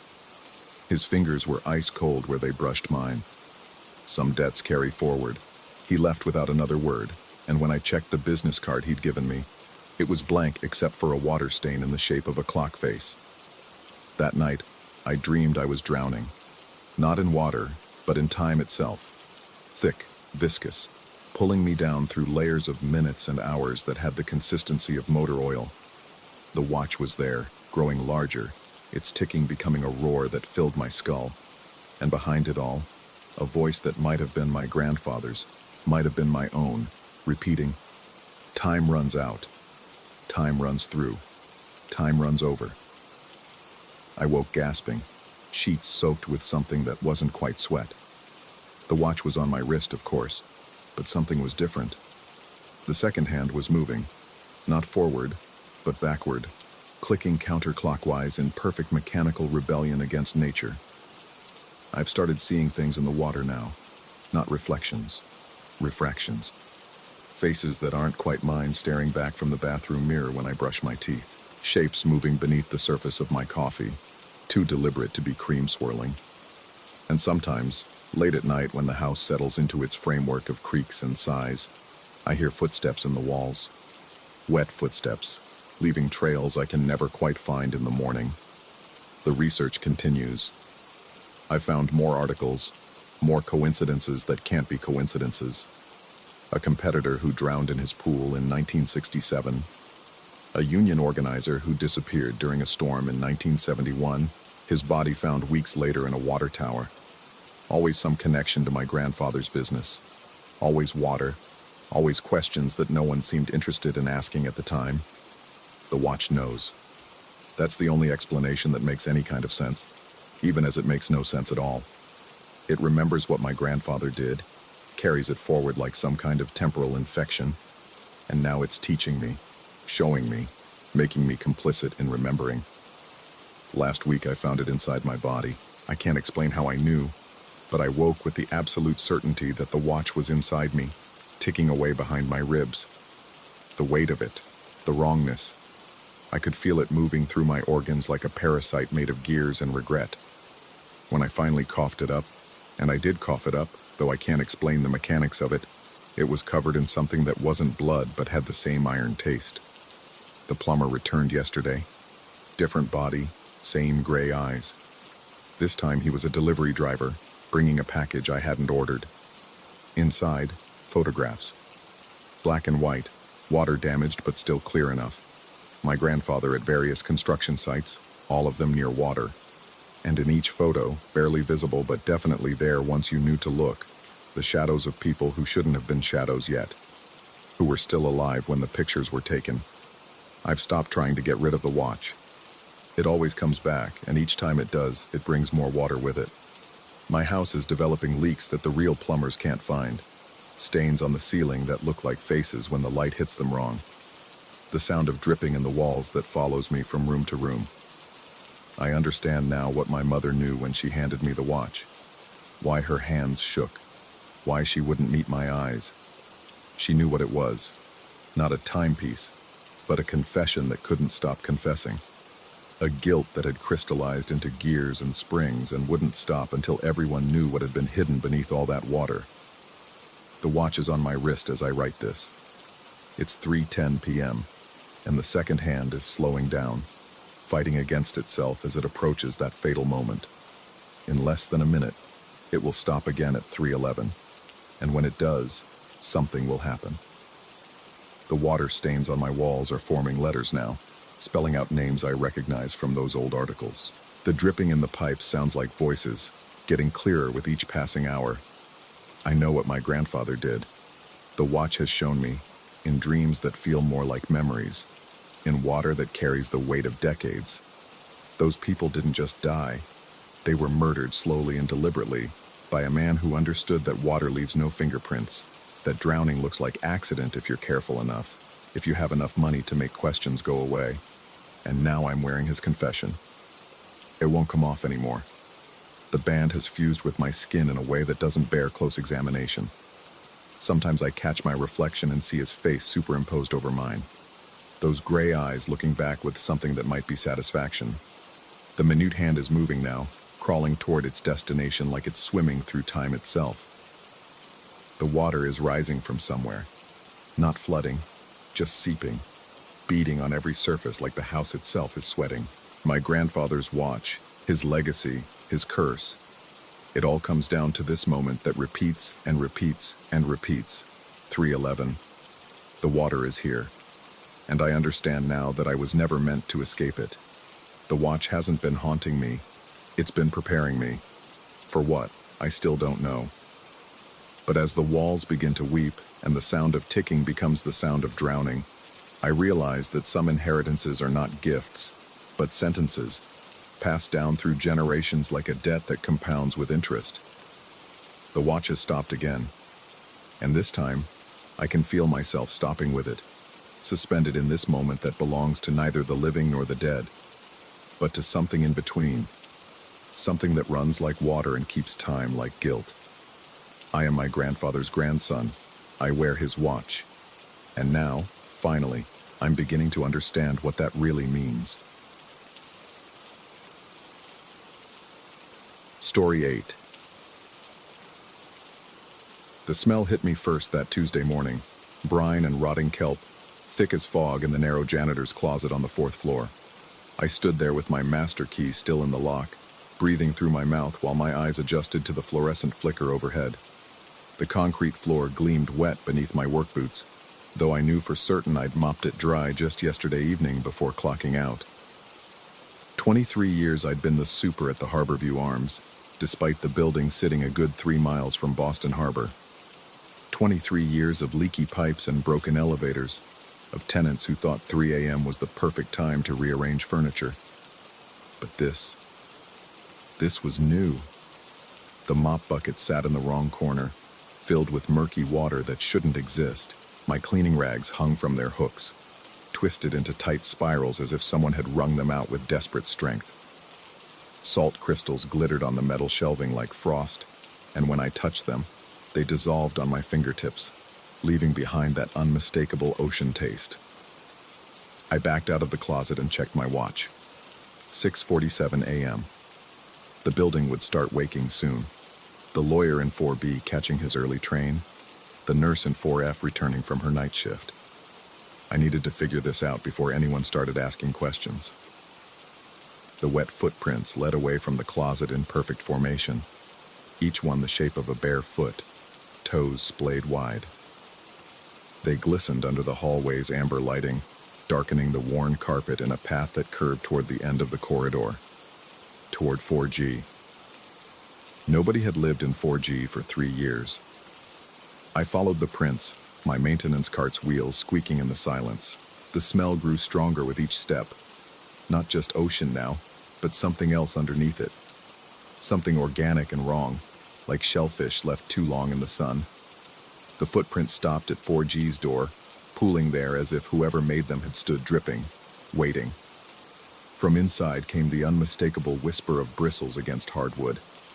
My hand found the master key on my ring, fingers trembling slightly. Company policy said I needed written permission or probable cause to enter a vacant unit. But water damage was probable cause, wasn't it? And someone was clearly in there.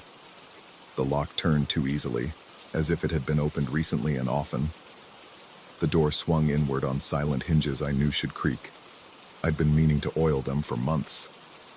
The apartment lay in shadows, curtains drawn tight despite the morning light outside. But I could see enough.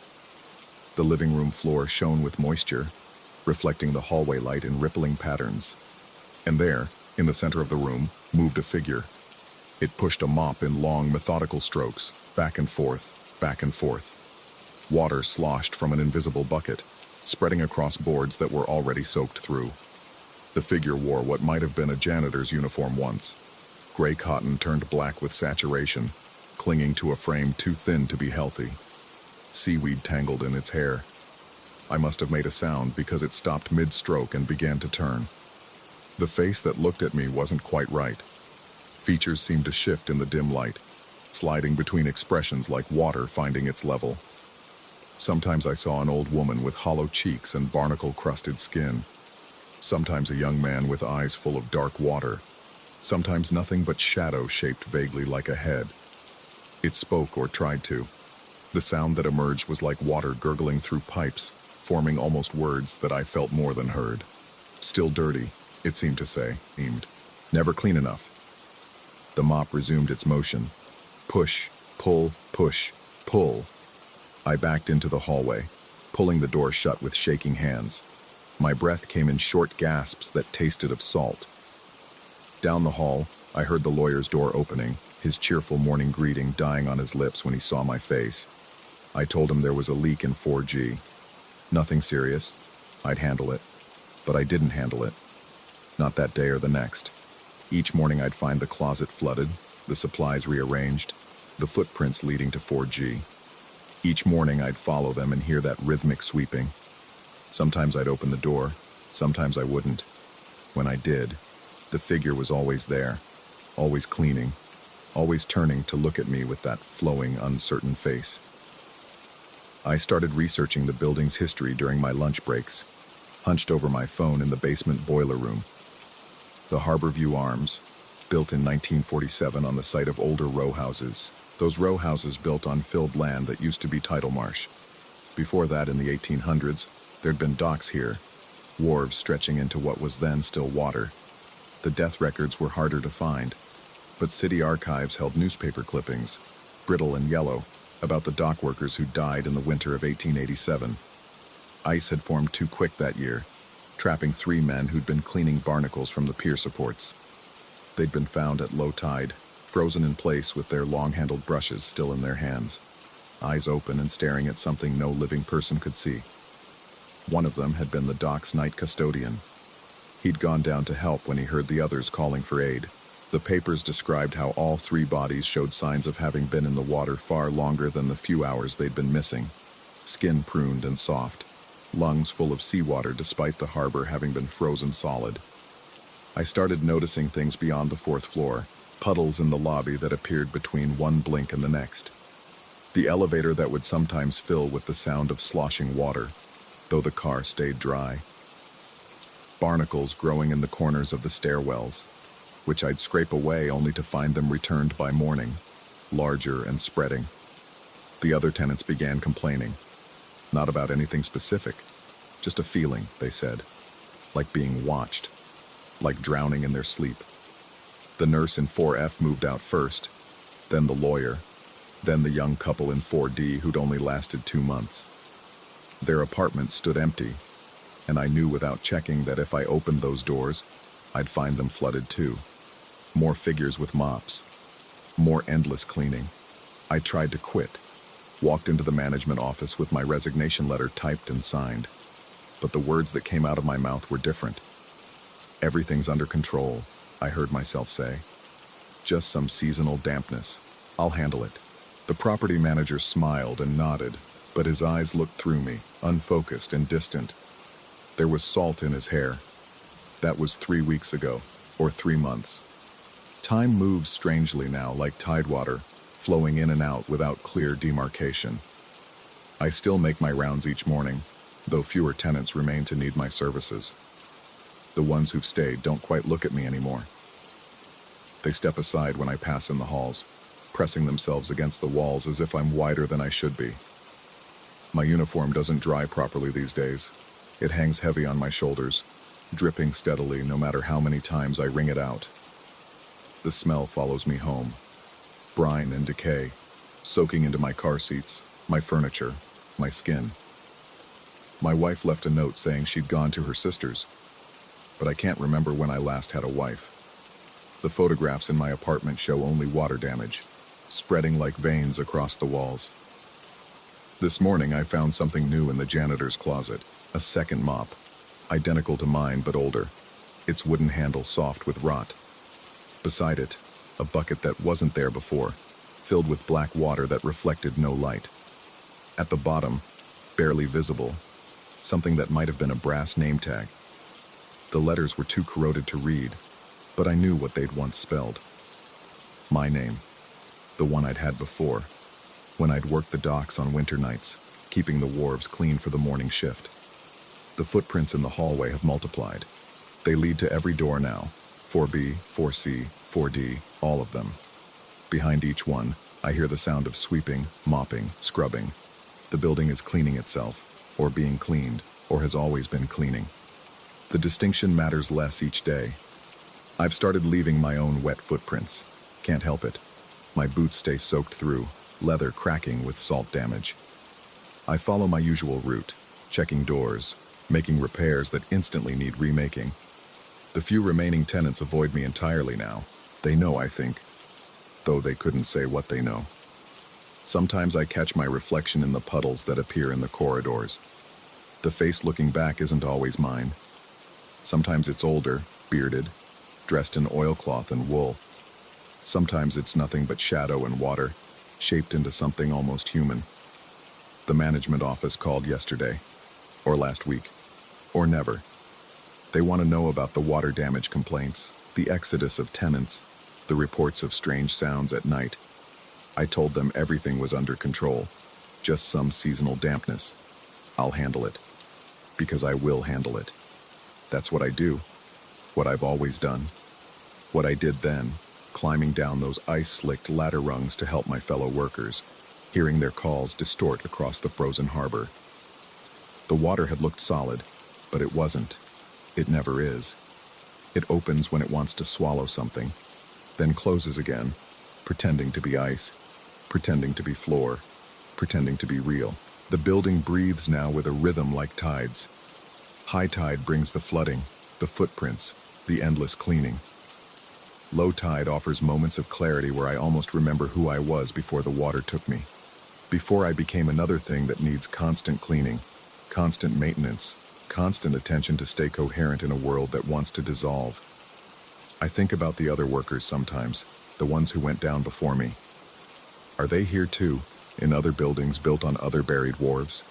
Do they push their mops through phantom puddles, trying to clean something that can never be cleaned? Or is it just me, multiplying through the apartments like reflections in disturbed water, becoming every janitor this place has ever had or ever will have? The closet door stands open now. I can see it from here, from every here I occupy. The mops are waiting, all of them, generation after generation of wood and cotton and rust. The buckets are full of harbor water from a harbor that hasn't existed for 100 years. Someone needs to clean up all this water. Someone always has. Someone always will. I pick up the mop. My mop, their mop, the mop that existed before the building, before the land, when there was only water and the need to keep things clean. The handle fits perfectly in my hands, worn smooth by grips that might be mine. There's work to do. There's always work to do. The tide is coming in. Story 9. The first time I noticed something was wrong, I blamed it on altitude sickness. 3 weeks into my remote work arrangement in the Colorado mountains, still adjusting to the thin air and isolation. The guest room I'd converted into my office had perfect morning light. That's what I told myself mattered, not the way shadows seemed to linger in the corners even at noon, or how the floorboards creaked in patterns that suggested footsteps when I knew I was alone. It started with the bed. Every morning at 5:47 a.m., I know because I began setting my alarm for 5:45 just to watch. The sheets would smooth themselves out, not gradually, but all at once, like invisible hands were making the bed with military precision. The pillow, which I'd deliberately left askew the night before, would bear the distinct impression of a head. Not mine. I hadn't slept in that bed since converting the room. The window was worse. Each dawn brought fresh condensation on the glass, always in the same spot, always at head height if someone were standing just inside looking out. The moisture formed a perfect oval, the kind left by warm breath against cold glass. Sometimes in the very center, I could make out what looked like the bridge of a nose, the suggestion of lips. By the time the sun fully rose, it would evaporate, leaving only the faintest trace of salt residue that I could never quite clean away. My pens became their own source of dread. I'm particular about my workspace.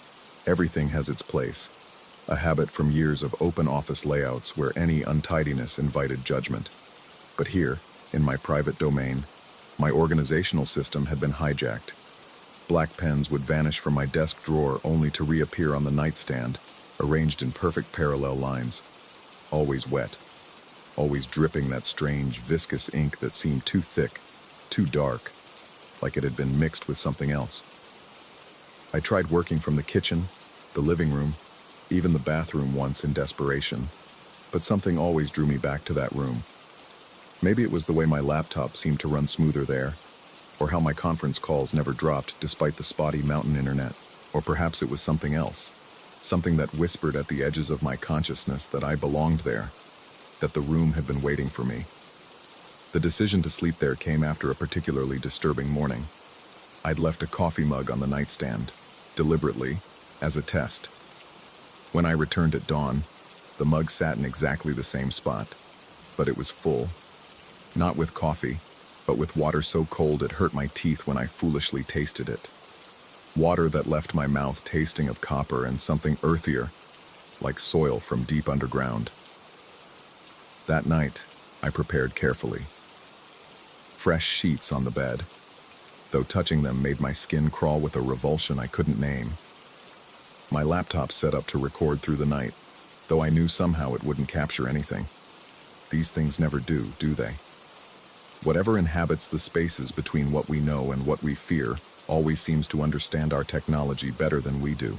I lay down at 11 p.m., staring at the ceiling where a water stain had been slowly spreading over the weeks, its edges forming shapes that looked different depending on the angle and the light. Sometimes a face, sometimes a map to nowhere, always watching. Sleep came in fragments. I'd drift off only to wake with the certainty that someone was standing at the foot of the bed. But when I'd force my eyes open, the room would be empty except for shadows that seemed too solid, too purposeful. The temperature dropped steadily through the night, my breath misting in the air despite the thermostat reading a steady 68 degrees. At 3 a.m. I heard it, a sound like fabric being pulled taut, like sheets being stretched across a mattress. But I was lying on top of the covers, hadn't moved. The sound came from beneath the bed. I wanted to look, needed to look, but my body wouldn't respond. Sleep paralysis, I told myself, though I'd never experienced it before. Just sleep paralysis and altitude and isolation playing tricks. The sound shifted, became something wetter, like someone wringing out cloth that had been soaked through. Drip, drip, drip. Onto wood that shouldn't have been there. The floor was carpeted. I could feel the vibrations through the mattress. Each drop a small percussion that seemed to sync with my heartbeat, until I couldn't tell which was which.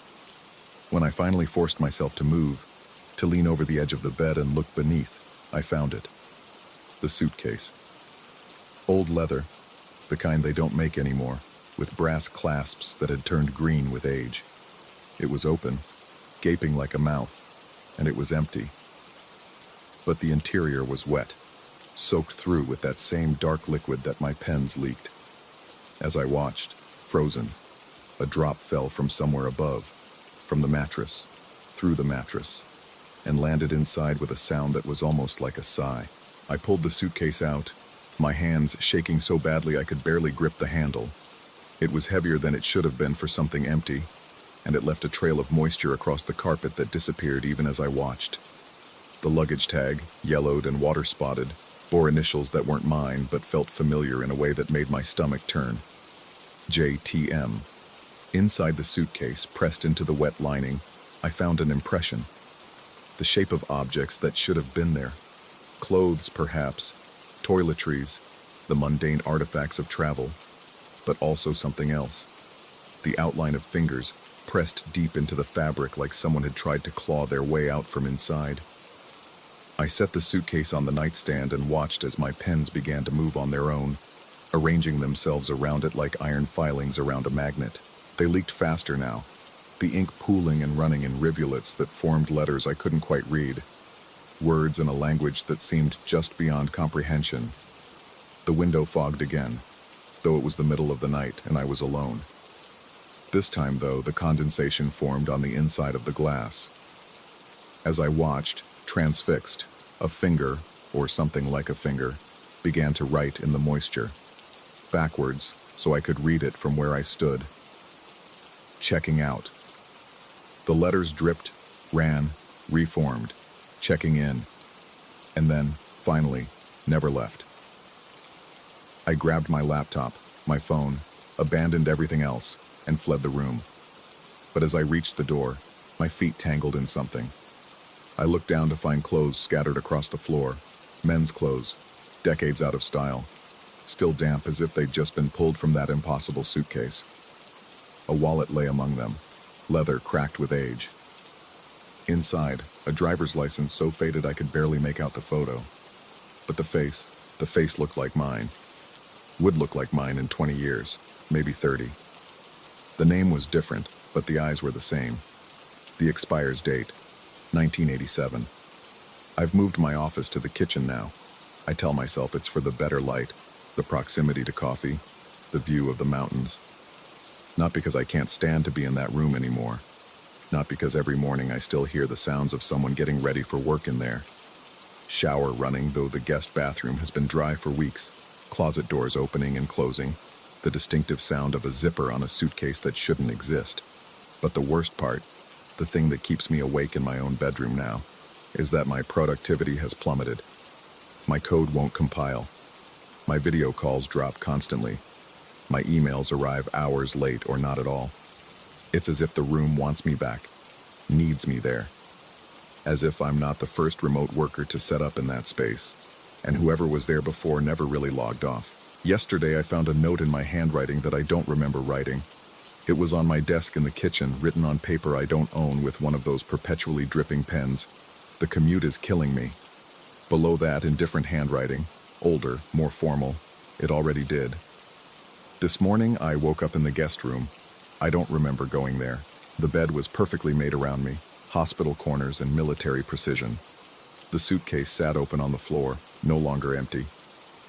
Inside were clothes that looked exactly like mine, but older, worn in places I haven't worn mine yet. A laptop that was my model but running software from before it was invented. A coffee mug, still warm, with lipstick stains on the rim, though I live alone and always have. The window was fogged again. This time the message was clearer. Welcome home. I've stopped trying to leave the room during work hours. It's easier this way. My productivity is back up. My calls crystal clear. My code compiles on the first try, every time. I tell myself it's just until I can find another place, break the lease, move somewhere with better light and fewer shadows. But sometimes, late at night, I catch myself looking in the mirror and seeing someone else looking back. Someone older, more tired, wearing clothes that went out of style decades ago. Someone who's been working from home for so long they've forgotten what the office looked like, what the outside looks like, what anything looks like except these four walls and that perpetually foggy window. The suitcase is filling up. Every day, something of mine appears inside it. My favorite mug, a shoe, a photograph I don't remember taking of a house I've never lived in but recognize with a certainty that makes my bones ache. Soon, I think, it will be full, ready for a trip to somewhere or from somewhere or both at once. I've started making the bed myself now every morning at 5:47 a.m. It feels right, natural, like I've been doing it for years, decades, longer. The pillow holds the impression of my head perfectly, as if it was always meant to. As if every head that ever rested there was always mine, or became mine, or will become mine. The pens don't drip anymore. The ink flows smooth and dark when I write, forming words in handwriting that shifts between mine and something older, something that remembers when remote work meant something different, meant never leaving, meant checking in and never checking out. I should be frightened. I was frightened. But fear, like everything else in this room, has become routine. Another part of the daily stand-up, another task on the never-ending sprint, another feature, not a bug, in the system that runs beneath the surface of working from home, in a house that was never quite empty, in a room that was always occupied, with a commute that ended before it began. Tomorrow, I've decided, I'll open the suitcase and pack properly, or unpack. I'm no longer sure which direction I'm traveling, or if I'm traveling at all. Maybe I never was. Maybe none of us ever leave. We just check in, set up our workstations, and discover that the real remote work is the distance between who we were and who we become in rooms that remember every occupant, every morning, every drop of ink that was really something else entirely. The window is fogging again. This time, I don't need to read the message. I'm the one writing it. From the inside, from the outside, from the place between where the commute never ends and never began. I am home. I've always been home. And somewhere, in another time or the same time folded differently, another remote worker is setting up their office in a guest room in Colorado, noticing how perfect the morning light is, how the shadows linger, how their pens have started to drip. The cycle continues. The commute never ends. The suitcase is patient. It always has been. Story 10. The building at 447 Spruce Street had been watching me long before I started watching back. I'd moved into the third-floor apartment 6 months ago, drawn by the crown molding and original hardwood floors that real estate listings love to flaunt. Built in 1922, the narrow Philadelphia row house retained what the agent called period charm. Exposed brick walls, brass fixtures gone green with age, and a staircase that groaned like ship timbers in a storm.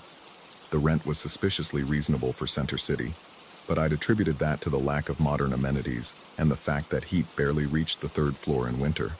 I should have known better. In this city of Benjamin Franklin and yellow fever, of Eastern State Penitentiary and unmarked graves beneath Independence Mall, buildings accumulate more than just dust and history. They accumulate intent. The first incident happened 3 weeks after I'd settled in. I woke at 3:17 a.m. I remember the exact time because the red digits on my alarm clock seemed unnaturally bright in the darkness. The building was breathing around me, settling into itself with clicks and sighs that old structures make. But underneath that familiar symphony was something else. Footsteps on the stairs. Slow, deliberate, each creak perfectly timed, as if someone was savoring the journey upward.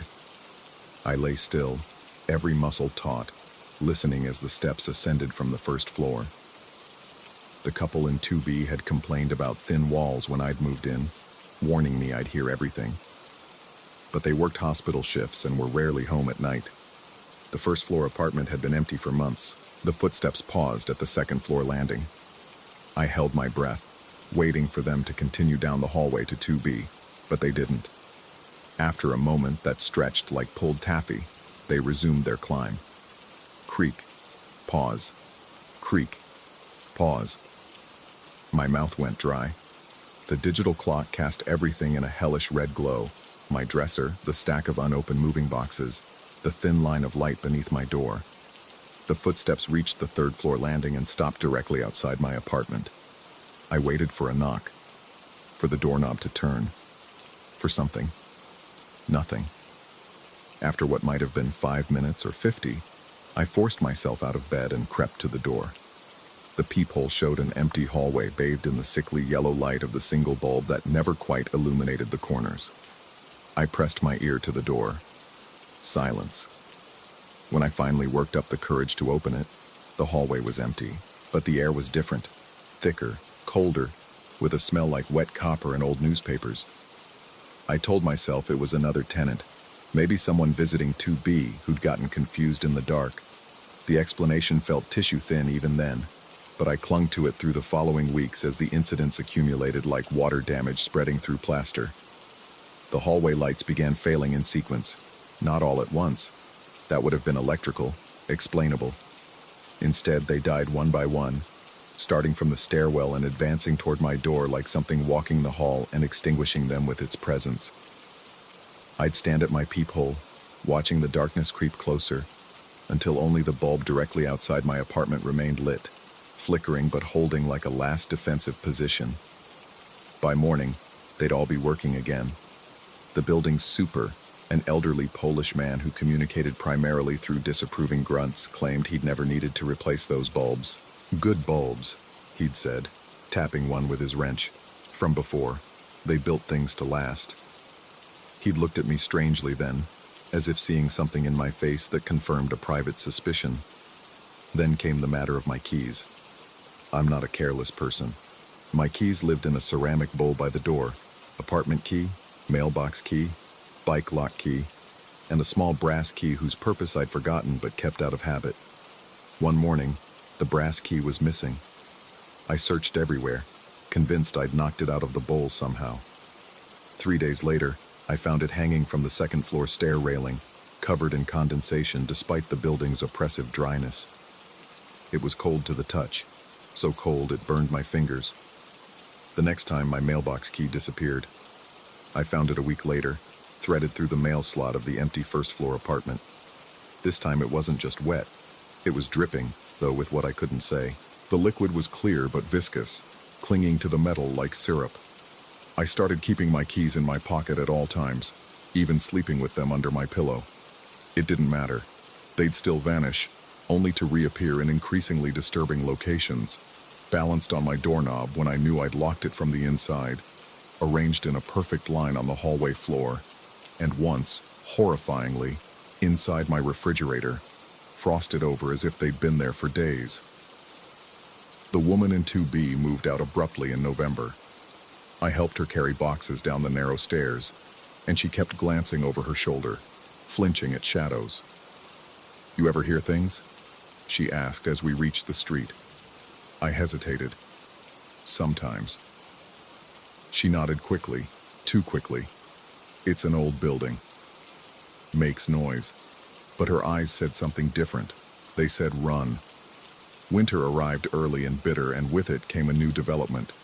The wet footprints started appearing in December, always after the 3 a.m. visits. I'd wake to the familiar creaking ascent, lie frozen as the presence stopped outside my door, and in the morning find puddles on the landing. Not water. The liquid was too thick, too dark, leaving rusty stains on the old wood. The prints led up to my door and stopped, toes pointed toward the apartment as if someone had stood there waiting. But that wasn't the worst part. The worst part was that some mornings, the footprints faced the other direction, as if whatever left them had stood with its back to my door, watching the stairwell, guarding or waiting for something else. I started documenting everything. Photos of the footprints that somehow never quite captured their wrongness. Audio recordings of the footsteps that played back as nothing but static. Notes about the growing cold spot outside my door, the way my breath misted in the hallway even when the ancient radiators clanged with heat. My sleep fractured. I'd doze fitfully until 3 a.m., then lie awake, muscles clenched, waiting.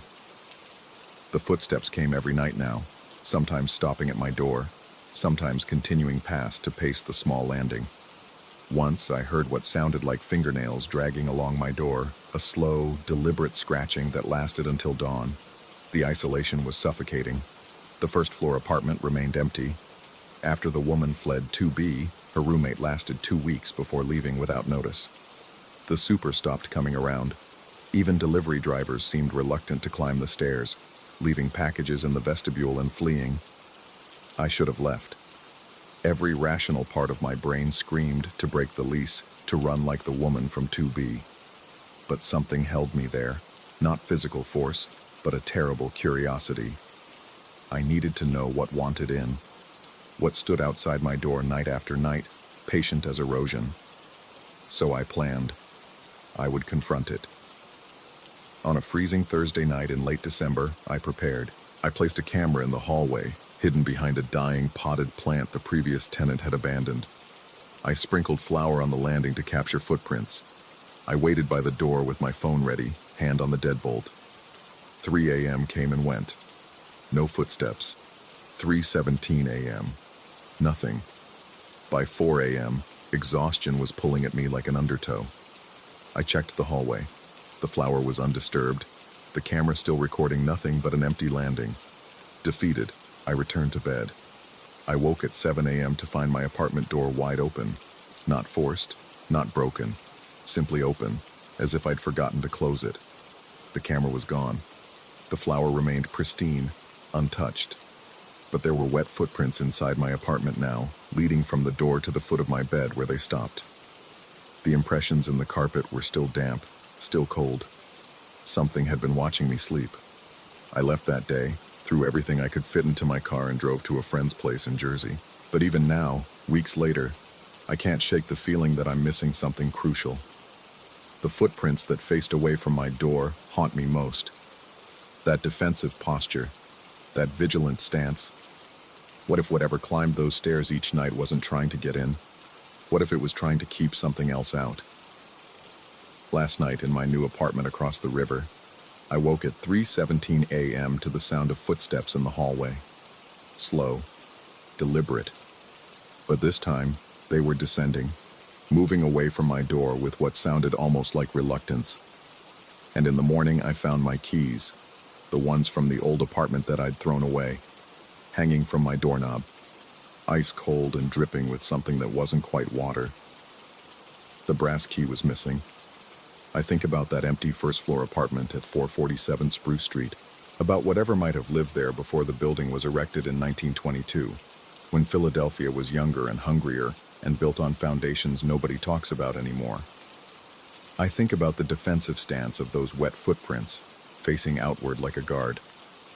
And late at night, when I can't sleep, I wonder what would have happened if I'd opened the door, if I'd acknowledged whatever kept vigil outside my apartment, if I'd understood that some thresholds aren't meant to keep things out, but to keep them in. The building still emails me through the rental portal, automated messages about maintenance and lease renewal. But sometimes, between the standard text, there are extra characters that shouldn't be there. They look random at first. Keyboard smashes, glitches in the system. But when I arrange them differently, they form words. Still watching, still waiting door opens both ways. I've stopped checking my email at night. Sometimes I dream about the brass key, the one whose purpose I'd forgotten. In the dreams, I remember what it opens. A door in the basement of 447 Spruce Street. A door that was sealed before the building was constructed. A door that exists in the space between the foundation and what came before. In the dreams, something whispers that the footsteps were never trying to reach me. They were trying to warn me. They were trying to keep me from going downstairs. My new apartment is on the ground floor. I told myself it was for convenience, for easy access to the parking lot. But I know the truth. I can't bear the sound of footsteps on stairs anymore. Each creak is a countdown. Each groan a reminder that some things follow you not through space, but through the architecture of your fear. The wet footprints have started appearing here too. Not every night, but often enough. They lead to my door and stop, toes pointed inward now, as if whatever leaves them has finally gained entry to where it wanted to be. Or maybe it's something else entirely. Maybe those backward-facing prints at the old building were never standing guard. Maybe they were facing something that had already gotten inside, something that stood behind me in my apartment all those nights, breathing in the darkness just outside my bedroom, waiting for me to understand that the real horror wasn't what wanted to get in, it was what was already there. The brass key appeared on my nightstand this morning, tarnished and cold. I know I should throw it away, but I can't bring myself to touch it. It sits there like an invitation or a threat, and I no longer know which would be worse. Because now I understand the truth about 447 Spruce Street, about old buildings in old cities where the past never quite stops bleeding through. The footsteps weren't the haunting, they were the warning. And I, in my infinite wisdom, in my need to document and understand and rationalize, had missed the only message that mattered. Some doors should never be opened, and some are already open, waiting in the spaces we refuse to see, in the corners our eyes skip over, in the darkness that pools beneath our beds and behind our eyelids. I still wake at 3:17 a.m. every night, not to footsteps now, but to silence. A silence so complete it feels like the world is holding its breath. And in that silence, I sometimes hear something else. The slow, patient turning of a key in a lock that doesn't exist in any floor plan, in any blueprint, in any version of reality I'm prepared to accept. The building at 447 Spruce Street is still sending me messages. Not emails anymore, but something else. Patterns in the static of my radio, shapes in the steam on my bathroom mirror, arrangements of leaves on my windshield that spell out words I pretend not to read. They all say the same thing. Come back. The door is already open. I won't go back. I can't. But late at night, when the silence becomes unbearable and the walls feel too thin and the darkness too thick, I hold that brass key and wonder what would happen if I did. If I descended those stairs I've climbed so many times in my nightmares, if I found that door that exists between what was built and what was buried, if I finally understood what those wet footprints were trying to tell me, maybe the real horror isn't that something was trying to get in. Maybe it's that something was trying to get out. And maybe, this is the thought that wakes me gasping at 3:17 a.m. every night. Maybe it already has. Story 11. The first time I noticed the smell, I thought a pipe had burst somewhere. That briny, thick scent of seawater seeping through my garage walls at 3 in the morning had me stumbling out of bed, flashlight in hand, expecting to find my workbench floating in a pool of backed-up sewage. But the concrete floor was bone dry, and the smell vanished the moment I flicked on the overhead fluorescent. I should have moved out then. Should have packed everything into boxes and driven away from Seattle, from that house on the hill with its perfect view of Elliott Bay, 20 miles from the actual water. But the mortgage was reasonable, the commute was short, and I told myself I was being ridiculous. Old houses smell weird sometimes. That's what I told myself. The garage had always felt wrong, even during the daytime walkthrough with the realtor. She'd hurried us through it, her heels clicking fast against the concrete, her smile stretched thin when I asked about the previous owners. Relocated, she'd said, then quickly directed my attention to the newly renovated kitchen. I remember how her hand trembled slightly as she pulled the garage door shut behind us. 3 weeks after I moved in, the tools started rearranging themselves. Not dramatically, just subtle shifts that made me question my memory. The hammer I distinctly remembered hanging on the left peg would be on the right. The box of screws I'd organized by size would be mixed together. The level I'd left on the workbench would be propped against the wall, its bubble floating lazily in green liquid that seemed too thick, too viscous. Then the radio started its midnight concerts. It was my grandfather's radio, a 1960s Zenith that hadn't worked since before he died. I kept it on the shelf for sentimental reasons. Its cloth speaker cover yellowed with age, its chrome dials frozen with decades of dust. But at 3:17 a.m., always 3:17 a.m., it would crackle to life with static that sounded wet, organic, like breathing through water. I'd lie in bed, paralyzed by something between sleep and terror, listening to that static. Sometimes I could hear patterns in it, rhythmic pulses that reminded me of waves against a hull, or the slow drip of water in a cave. Once I could have sworn I heard voices, distant and garbled, speaking in languages that predated words. The morning I found the bucket changed everything. I'd left it empty the night before, I was certain. I'd used it to wash my car, turned it upside down to dry, left it in the corner where I always did. But there it sat in the center of the garage floor, filled halfway with water that shouldn't exist. The overhead light reflected off its surface in patterns that hurt to follow, geometric impossibilities that made my eyes water. Floating in that impossible water was my pen, the one I'd lost 3 months ago at the office, the one with my initials engraved on the clip. It moved in slow circles, trailing ink that dispersed in ribbons of blue-black, writing messages in a language I couldn't read but somehow felt in my bones. I reached for it without thinking, my fingers breaking the surface tension. The water was warm, body temperature, and had the consistency of amniotic fluid. The pen slipped through my grasp, diving deep into water that couldn't possibly be contained by a bucket only 18 inches deep. My hand followed, then my wrist, then my forearm, reaching down into spaces that violated every law of physics I understood. That's when I felt the other hand brush against mine. I yanked my arm back so violently I fell onto the concrete, scrambling backward until my back hit the wall. The bucket sat there, innocent, the water still except for tiny ripples that moved against any current, ripples that formed patterns, that spelled things, that knew things. I started sleeping in my car after that, parking it at the far end of the driveway. But every morning, I'd wake to find it back in the garage, engine cold, keys in the ignition, the radio playing that wet static. The rearview mirror would be adjusted to show me angles of the garage I'd never noticed, corners that seemed to extend too far, shadows that moved independent of their sources.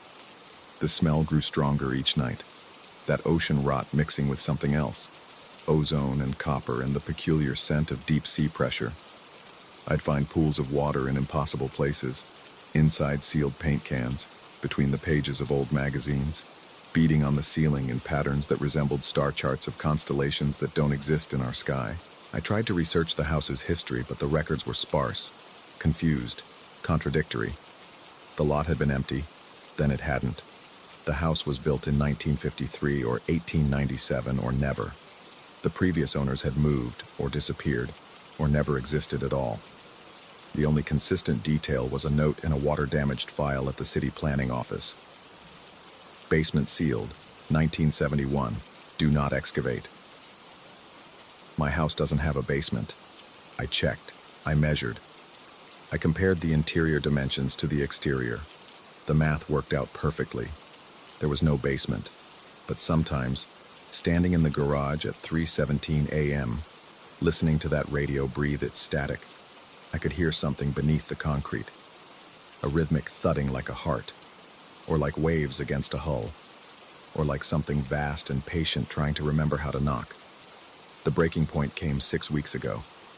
I woke not in my car, not in my bed, but standing knee-deep in water in the garage.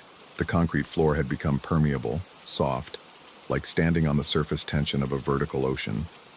Below me, through me, I could see depths that shouldn't exist.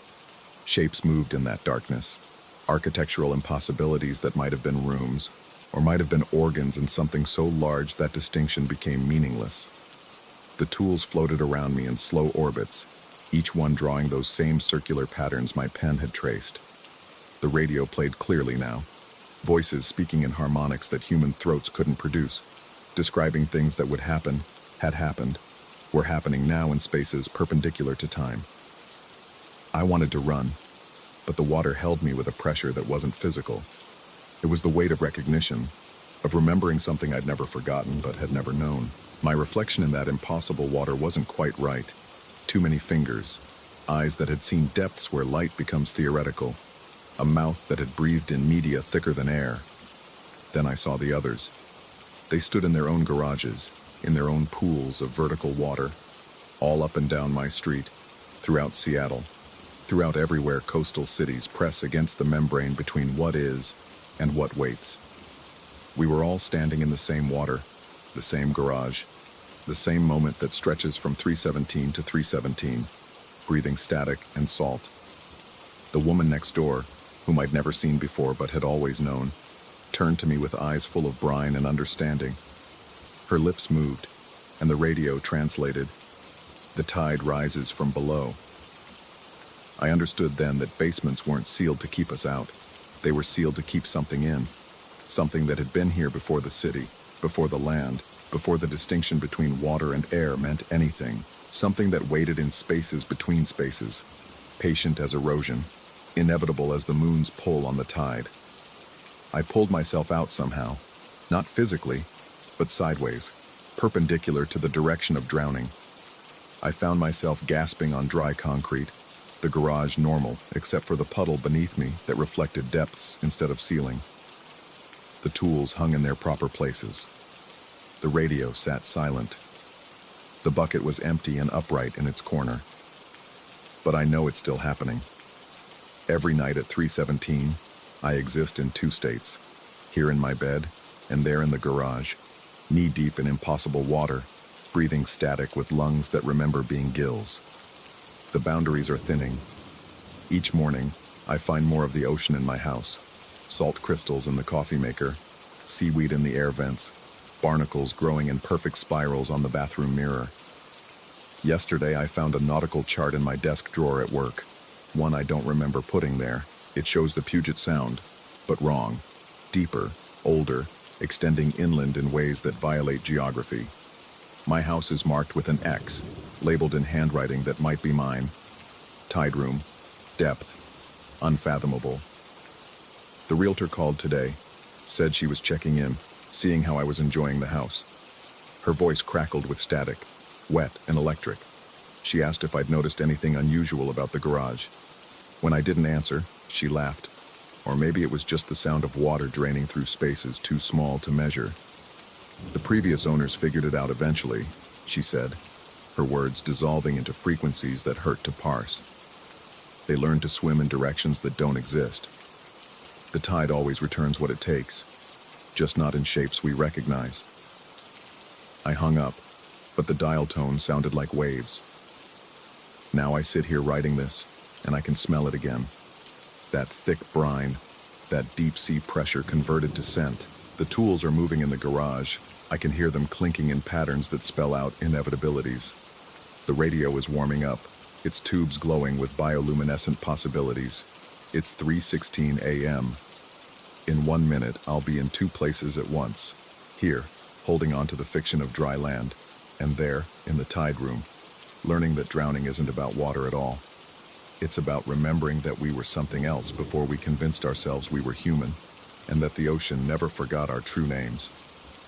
The pen is moving again, writing this story in water that doesn't exist, in handwriting that isn't quite mine anymore. Each word ripples outward, reaching through dimensions toward other garages, other impossible basements, other people standing knee-deep in vertical seas. I should leave Seattle. I should run. But running requires believing in the difference between here and there, between wet and dry, between what's beneath the concrete and what's beneath that. And every night at 3:17 I understand a little more clearly that those distinctions were only ever polite fictions we told ourselves to keep the tide at bay. The static is getting louder now, resolving into voices, into languages older than land. They're saying something about depth, about pressure, about how the moon pulls more than just water. They're saying that every garage in Seattle, maybe every garage everywhere, is the same garage, the same room where the tide rises from below. My watch reads 3:17. I'm already standing in the water. I've always been standing in the water. The radio plays the sound of my own voice, speaking from depths I haven't reached yet, describing things I'll understand when I stop pretending I'm separate from the tide. The pen keeps writing, but the words are in water now, dissolving as they form, true only in the moment of their drowning. Story 12. The loft had seemed perfect when I'd first walked through it 6 weeks ago. Exposed brick walls, soaring ceilings with original tin tiles, and those massive factory windows that flooded the space with light during the day. The realtor had been almost apologetic about the 12 wooden boxes stacked in the corner, each one marked with a fading number painted in white. Previous tenant left them, she'd explained with a nervous laugh that didn't quite reach her eyes. Building management says you can toss them if you want. But I hadn't tossed them. Something about their precise arrangement, 3 rows of 4, perfectly aligned despite their obvious age, made them feel intentional, permanent, like they'd been waiting there long before the previous tenant, maybe even before the building's conversion from a textile factory in the 1920s. That first night, I'd barely noticed them. Exhausted from the move, I'd collapsed onto my mattress on the floor and fallen into a dreamless sleep. But at exactly 3 a.m., I woke to a sound like sandpaper dragging across wood. Slow, deliberate, the kind of sound that makes your spine compress and your breathing shallow out to nothing. I lay there, muscles locked, listening to that terrible scraping echo through the loft's open space. It lasted maybe 30 seconds, though time moves differently in the dark when you're afraid, before cutting off abruptly. I told myself it was the radiator, the building settling. Anything but what it sounded like, something being dragged across my floor. The next morning, I almost convinced myself I'd imagined it. Almost. Until I walked past the boxes and noticed that number 7 had moved. Not far, maybe 6 inches forward, but enough to break the perfect grid they'd formed. I stood there, coffee mug warming my hands, staring at that gap in the pattern like it was a wound. I pushed the box back into place. My hands shook slightly as I did it, and I noticed how cold the wood felt, despite the morning sun streaming through the windows. There was something else too. A smell, faint but distinct. Salt water. Brine. Like the ocean, but wrong somehow. Stagnant. The second night, I was ready. I set up my phone to record, positioned myself on the couch with a clear view of the boxes, and waited. 2:45 a.m., 2:50, 2:55. My eyes burned from staring, but I refused to blink. 3 o'clock. The dragging sound began immediately, but this time it was accompanied by something worse. A wet, rhythmic padding, like bare feet on damp concrete. I couldn't move, couldn't breathe. The sounds seemed to come from everywhere and nowhere, filling the loft with their wrongness. My phone screen had gone black. Dead battery, though I'd charged it to full just hours before. When morning came, box number 2 had shifted. But that wasn't the worst part. Leading from where the box had been to its new position were footprints. Wet footprints that glistened in the early light, already beginning to evaporate at the edges. They were almost human, but the proportions were wrong, too long, with what looked like webbing between the toes. I spent that entire day researching the building's history. The New York Public Library's archives revealed that before its conversion, the factory had employed mostly immigrant workers. There had been an accident in 1923, a fire that trapped 12 workers in the basement during a night shift. They'd broken through a wall trying to escape and discovered an old tunnel system that predated the building. The tunnel had flooded. All 12 had drowned in the dark underground water. But that wasn't what made my hands tremble as I read. It was the date. They died on November 3rd. Today was October 15th. In my growing paranoia, I did the math. 19 days until the anniversary. That night, the third night, I couldn't bring myself to sleep in the loft. I sat in an all-night diner 3 blocks away, nursing coffee after coffee, watching the clock.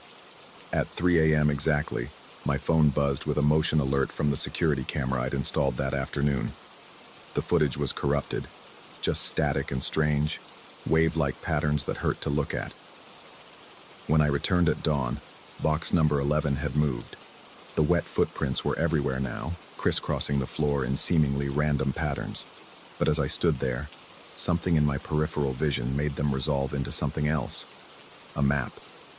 They were tracing the outline of rooms that didn't exist in my loft. Basement rooms, maybe. Or tunnels. I should have left then, packed everything and broken the lease. But something held me there. A compulsion I couldn't name. That afternoon I examined the boxes more carefully. They were old, definitely from the 1920s based on the construction. Each one was locked with a different type of padlock, all extensively rusted, except for box number 3.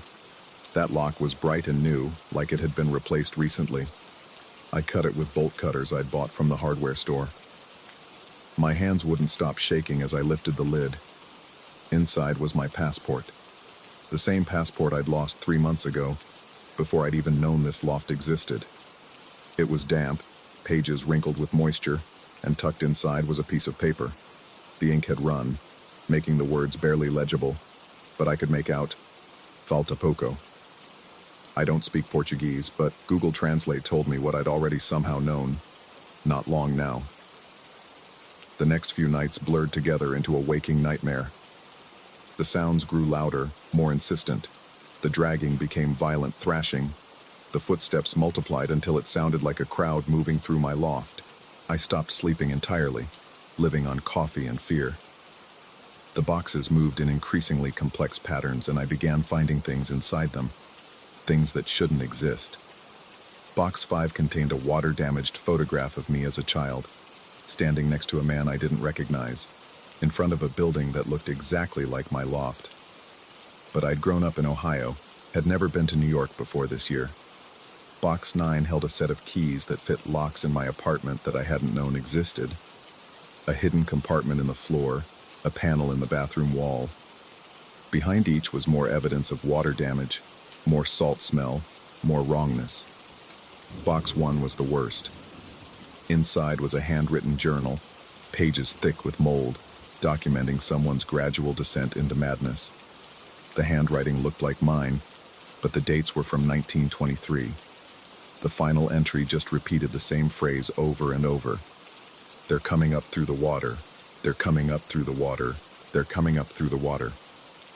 I started seeing things during the day. Shadows in the periphery that moved like they were underwater.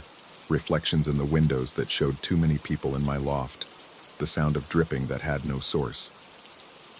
On October 28th, I woke up, if I'd ever really been asleep, to find all 12 boxes arranged in a circle in the middle of my floor. The wet footprints spiraled inward from each box to a central point where the floorboards were beginning to buckle and warp. Something was pushing up from below. I called the landlord, but the number was disconnected. The realtor's office had no record of my lease. According to the building management company, my unit had been vacant since a tenant disappeared 3 months ago. They'd found only his passport, waterlogged and abandoned. The rational part of my mind, what's left of it, knows this is impossible. I know I signed a lease. I know I've been living here. I have receipts, furniture, a life, but every piece of evidence I try to show someone either disappears or transforms into something else. My bank statements show no rent payments. My friends have no memory of helping me move. The photos I took of the apartment that first day show empty rooms filled with standing water. November 2nd now. Tomorrow is the anniversary. The boxes haven't moved in 3 days, but the water damage is spreading. The walls weep with condensation that tastes of salt. The floorboards groan with a weight that shouldn't exist. And the footprints, they're not appearing on the floor anymore. They're appearing on the ceiling, on the walls, tracking impossible paths through three-dimensional space. I found something else in box 3 today, underneath where my passport had been. Another note, dry this time, in handwriting that might be mine. You were the 12th. You were always the 12th. I've started having memories that aren't mine, of working in a factory, of the smell of textile dust, of a fire starting, smoke filling my lungs, of breaking through a brick wall in desperate panic, of water, black and cold, rushing in, of drowning in the dark, while something that lived in that water wrapped around my ankles and pulled. But I'm from Ohio. I'm 28 years old. I work in tech. I moved to New York for a fresh start after, I can't remember what came before. Can't remember why I needed a fresh start. Can't remember anything except this loft and these boxes and the certainty that tomorrow on November 3rd at 3 a.m., something is going to complete a cycle that started long before I was born. Or maybe exactly when I was born. Or maybe I was never born at all. The water stains on the ceiling have formed words now. Portuguese words. Bem-vindo de volta. Welcome back. I've stopped trying to leave. The door doesn't open anymore. Not because it's locked, but because behind it is just more loft, stretching infinitely in all directions. The windows show not New York, but an underwater city, buildings swaying like kelp in invisible currents. Sometimes I see figures floating past, pressed against the glass. Their faces familiar, but wrong. Sometimes one of them is wearing my face. Tonight is the last night. I can feel it in the way the air has thickened, taken on the pressure of deep water. The boxes are humming now, a low vibration that makes my teeth ache. The footprints are everywhere, overlapping into a solid sheet of moisture that climbs the walls like a living thing. I've been writing this to leave some record, some evidence that I existed, that I was real. But even as I write, I watch the words change, rearrange themselves into Portuguese, into languages I don't recognize, into symbols that hurt to perceive. Nothing stays, nothing holds. The clock on my phone, when it works, keeps showing times that don't exist. 25:73, 3:33:33. Sometimes it just shows an infinity symbol, pulsing like a heartbeat. I think I understand now. The 12 boxes weren't left by the previous tenant. They are the previous tenants. All of them. And tomorrow, when the clock strikes 3 a.m., when the anniversary completes another revolution, I'll take my place in the pattern. Box 12 has always been empty. waiting. The man in the photograph from box 5. I remember him now. He was me in 1923. He was me in 1847 when this was still wetland, still marsh. He was me when the Dutch first claimed this island, when something in the water made a bargain that echoes through time. Or maybe none of this is real. Maybe I'm having a psychotic break, and tomorrow I'll wake up in a hospital, medicated and safe. Maybe the carbon monoxide detector I never bought would be screaming warnings if it existed. Maybe the mold growing in the walls is releasing hallucinogenic spores. But the water is rising now. It's seeping through the floorboards, impossible and real. Salt thick and older than the city above it. The boxes are opening one by one, releasing sounds that aren't quite voices, aren't quite drowning gasps, aren't quite singing. 3 a.m. is coming. It's always coming. It's always been here. I was always the 12th. Falta poco. Not long now. Story 13. The first time I heard furniture scraping across the floor above me at 3 in the morning, I convinced myself it was the building settling. Old Minneapolis apartments make noise. Everyone knows that. The radiators clang, the pipes groan, the wooden floors creak with temperature changes. But furniture doesn't move itself, and apartment 2B had been vacant for 3 months. I'd lived directly below in 1B for 2 years without incident. The previous tenant of 2B had been an elderly woman who barely made a sound. When she moved to assisted living in August, the landlord mentioned he was having trouble filling the unit. Something about water damage that needed repairs. By November, with winter settling over the city like a thick blanket of ice and silence, 2B remained empty, or so I was told. The scraping came again the following night, a deliberate sound like someone dragging a heavy dresser across bare floorboards.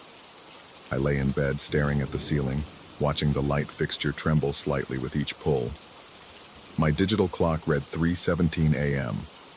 I waited, breathing shallow, counting the seconds between movements. 23, 24, then another long, grinding pull that made my teeth ache. I called the landlord the next morning. He seemed confused, insisted 2B was still vacant, and promised to check for intruders. When I came home from work that evening, I found a note slipped under my door. Checked, 2B. No signs of entry. Door locked, dust undisturbed. Maybe sound traveling from another unit? Management. But sound doesn't travel through floors the way water does. The water started 3 nights later. Not a leak exactly. More like someone had left a faucet running. I could hear it through the walls, a steady stream that seemed to move from room to room above me. At first, just a trickle, barely audible over the hum of my refrigerator. By 4 in the morning it had become a torrent, and I watched in growing horror as dark spots began forming on my ceiling, spreading like ink through paper. I grabbed a bucket, then another, positioning them under the worst spots. The water that dripped down was ice cold and had an odd metallic smell that reminded me of old pennies. It left rust-colored stains on everything it touched. When I pressed my palm against the ceiling, the plaster felt soft, almost flesh-warm despite the cold water seeping through. The landlord didn't answer his emergency line. I left 3 messages, each more frantic than the last. By morning the water had stopped, but my ceiling looked like a topographical map of some alien landscape, all bulges and dark continents of moisture. That's when I decided to investigate 2B myself. The hallway outside my apartment always felt colder than it should, as if heat couldn't quite penetrate the space. The fluorescent lights flickered intermittently, casting jumping shadows that made the familiar corridor seem longer than usual. I climbed the stairs slowly, each step creaking under my weight. The brass numbers on 2B's door had tarnished to near black, and the doormat, which I'd never noticed before, was soaking wet despite no visible water source. I knocked. The sound seemed to disappear into the door, absorbed rather than echoed. I knocked again, harder. Nothing. I pressed my ear against the wood and heard, or thought I heard, breathing on the other side. Slow, deliberate breaths that matched my own rhythm. When I held my breath, the breathing stopped too. I practically ran back to my apartment. locking the door behind me and shoving a chair under the handle. My hands shook as I poured myself a drink, trying to rationalize what I'd experienced. Acoustic tricks, my imagination, stress from work manifesting as paranoia. The explanations felt thin, desperate. That night, something new happened. I woke not to sounds but to silence, a complete unnatural absence of noise that made my ears ring. Even the ever-present hum of the city had vanished. I reached for my phone. 3:33 a.m. The numbers glowed too bright in the darkness, leaving green after images when I blinked. Then I saw it. On my kitchen table, where I'd left nothing before bed, sat a water glass. Not one of mine. The glass was old, made of thick green Depression-era glass that distorted the light passing through it. It was full to the brim with that same metallic-smelling water, and wrapped around it were wet fingerprints that didn't match my own. They were too long, the fingers that made them impossibly thin. I didn't touch the glass. I sat in my living room chair, watching it until sunrise, as if it might move. When dawn finally came, weak and gray through my windows, the glass was gone. Only a perfectly circular water stain remained on the table's surface, already beginning to warp the wood. The next few days I found more objects. My watch, which I'd lost months ago, appeared on the doormat of 2B, dripping wet and running backward. A book I'd been reading showed up there too, the pages fused together with moisture, the words bleeding into incomprehensible patterns. Each morning brought another item, another piece of my life regurgitated onto that perpetually wet doormat. I started sleeping during the day, staying awake all night to monitor the sounds above. The furniture moving had become rhythmic, almost dance-like. Drag, drag, pause. Drag, drag, pause. Sometimes I heard what sounded like bare feet slapping against wet floor, moving in circles. The water sounds evolved too, no longer just running faucets, but splashing, as if someone were bathing, washing, drowning, over and over again. I decided to test something. Before going to bed one night, day really, as it was 2 p.m., I placed a glass of water in front of my door. A simple experiment, a offering maybe, or bait. I marked the water level with a permanent marker and took a photo with my phone for evidence. When I woke at 10 p.m., the glass was inside my apartment, sitting on my coffee table. The water level had risen, not fallen, and floating in it was a key I didn't recognize. An old skeleton key, the kind that might open any door in a building this age. The metal was cold enough to burn my fingers when I fished it out. I knew what I had to do. At 3 a.m., when the sounds above reached their nightly crescendo, I took the key and climbed the stairs. My bare feet made no sound on the worn carpet. The hallway stretched before me, seeming to pulse with each flicker of the dying fluorescent bulbs.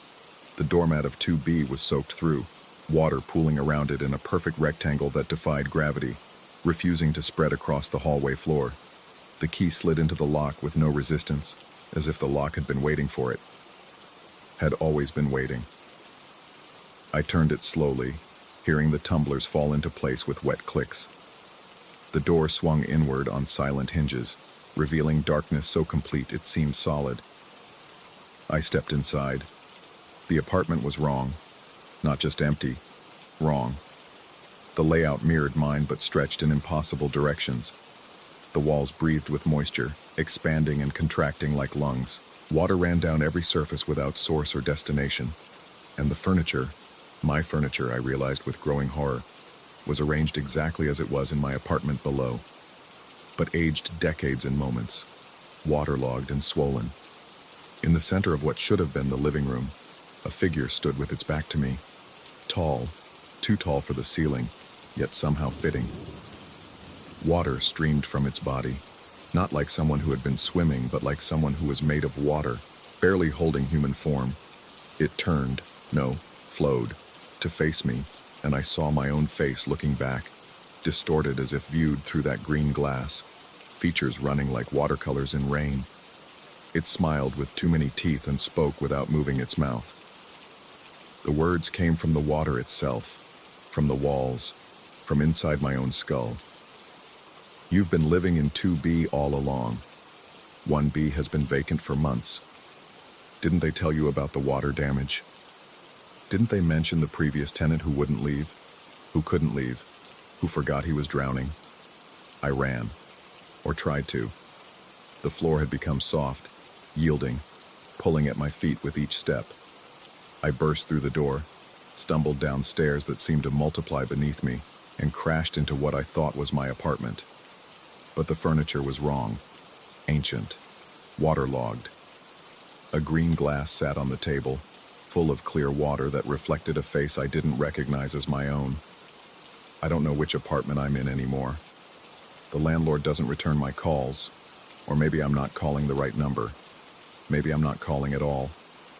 The water damage in my ceiling has spread, creating patterns that look like a map of a place I've never been, but remember drowning in. Sometimes I find myself standing in the hallway at 3 a.m., soaking wet, holding objects I don't remember picking up. Sometimes I'm the one moving furniture, trying to remember the right arrangement, the one that will make everything normal again. There's a glass of water on my table now. I don't remember placing it there, but I must have. The fingerprints around it are mine, aren't they? They have to be mine.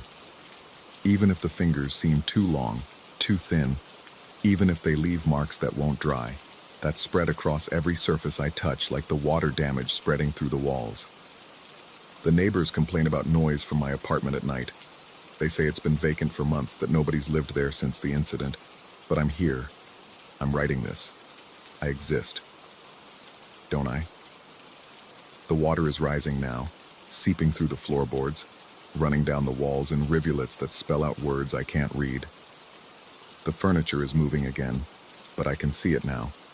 It's floating, drifting in currents that shouldn't exist in a room full of air. Unless the air isn't air anymore. Unless I've been breathing water all along, mistaking drowning for living, mistaking 2B for 1B, mistaking myself for someone who survived whatever happened in that apartment above. Or below. I've lost track. There's someone knocking at my door now. Steady, patient knocks that match my heartbeat. When I look through the peephole, I see myself standing in the hallway, completely dry, holding a glass of water and smiling. I'm still smiling as I reach for the doorknob, as my hand passes through it like it's made of water, as I realize I've been the one knocking all along. The glass on my table is empty now, or full, or gone, or it was never there, like the apartment was never there, like I was never there. Just water damage, and the sound of someone who forgot they were drowning, moving furniture in the night, trying to remember what solid ground felt like. Tomorrow I'll leave another object on the doormat of 2B, or find one, or become one. The distinction doesn't seem to matter anymore. Nothing does except the sound of water running behind the walls, inside the walls, through the walls, carrying away pieces of whoever I used to be, whoever lives in 1B, whoever haunts 2B, whoever we are together in this space between drowning and breathing. The building settles around me, or I settle into it. In the morning, someone will complain about water damage. Someone always does. But morning feels very far away, and the water is so cold, and the furniture needs rearranging, and there's someone living in the apartment below me who looks exactly like I used to look before the water came. Before I came. Before we became the same thing, flowing between floors like a memory of drowning, leaving wet footprints that will never dry, moving furniture in the night because that's what the living do, isn't it? Isn't it? Story 14. And the footprints appeared on my third night in the cabin. I'd come to this forgotten corner of New England seeking silence, the kind that lets words flow unimpeded from mind to page. The rental listing had undersold the isolation, 40 minutes from the nearest town, accessible only by a dirt road that seemed to narrow with each passing mile, as if the forest were slowly reclaiming it. Perfect, I'd thought. No distractions, no excuses. Just me, my manuscript, and the oppressive deadline that had driven me here. The cabin squatted at the edge of a small lake, its weathered boards the color of old bones. Inside it was sparse but functional, a stone fireplace, a kitchen with appliances from the 70s, a desk positioned beneath a window overlooking the water. The only peculiar feature was an antique mirror mounted on the living room wall, its silvered surface spiderwebbed with cracks that distorted my reflection into fragments. Those first 2 nights passed quietly enough. I wrote during the day, the steady clatter of my laptop keys competing with the lap of water against the shore. Evenings I'd sit on the porch with a glass of whiskey, watching mist rise from the lake like the breath of something sleeping beneath. The isolation felt productive, necessary even. Then came the 3rd morning. I woke to find them, wet impressions crossing the living room floor, each one perfectly formed, as if someone had walked barefoot from the lake straight through my door. The prints were small, almost delicate, with high arches and splayed toes. They tracked from the entrance to the center of the room, where they stopped directly in front of the cracked mirror. My first thought was logical. I must have gone outside during the night, perhaps to relieve myself, and forgotten. But my feet were dry, my shoes exactly where I'd left them by the door. The prints were already beginning to evaporate in the morning sun streaming through the windows, leaving only the faintest outline on the worn wooden boards. I spent that day trying to focus on my work, but my attention kept drifting to the floor, to the memory of those prints. By evening, I'd convinced myself it was nothing, a trick of condensation perhaps, or moisture seeping up through the old boards. The whiskey tasted sharper that night, and I drank more than usual before retreating to bed. The 4th morning brought them again, clearer this time, more defined. The same path from door to mirror, but now I could see details. The gentle curve of each heel, the press of individual toes.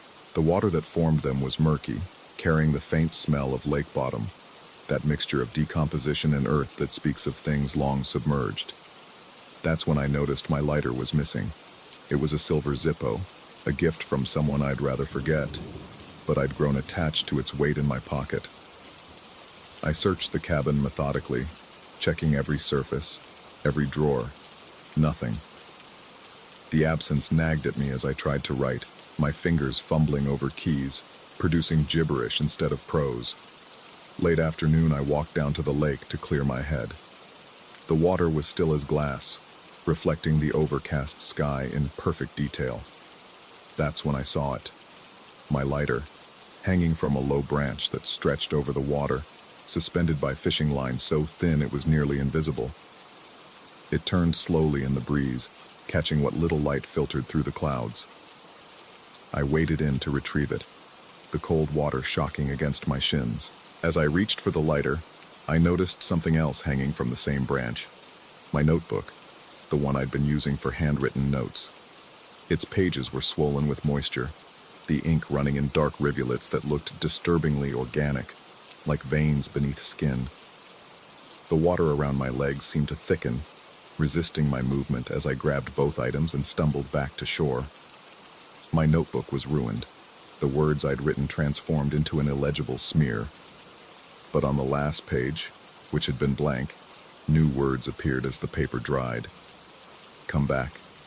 I told myself someone was playing a prank. Perhaps the cabin's owner, or local kids who knew about the rental. But the nearest neighbor was miles away, and I'd seen no one since arriving. Still, the alternative, that something else was responsible, seemed impossible to contemplate in the fading daylight. That night, I barricaded the door with a chair and stayed awake, listening. The cabin creaked and settled, each sound making me tense.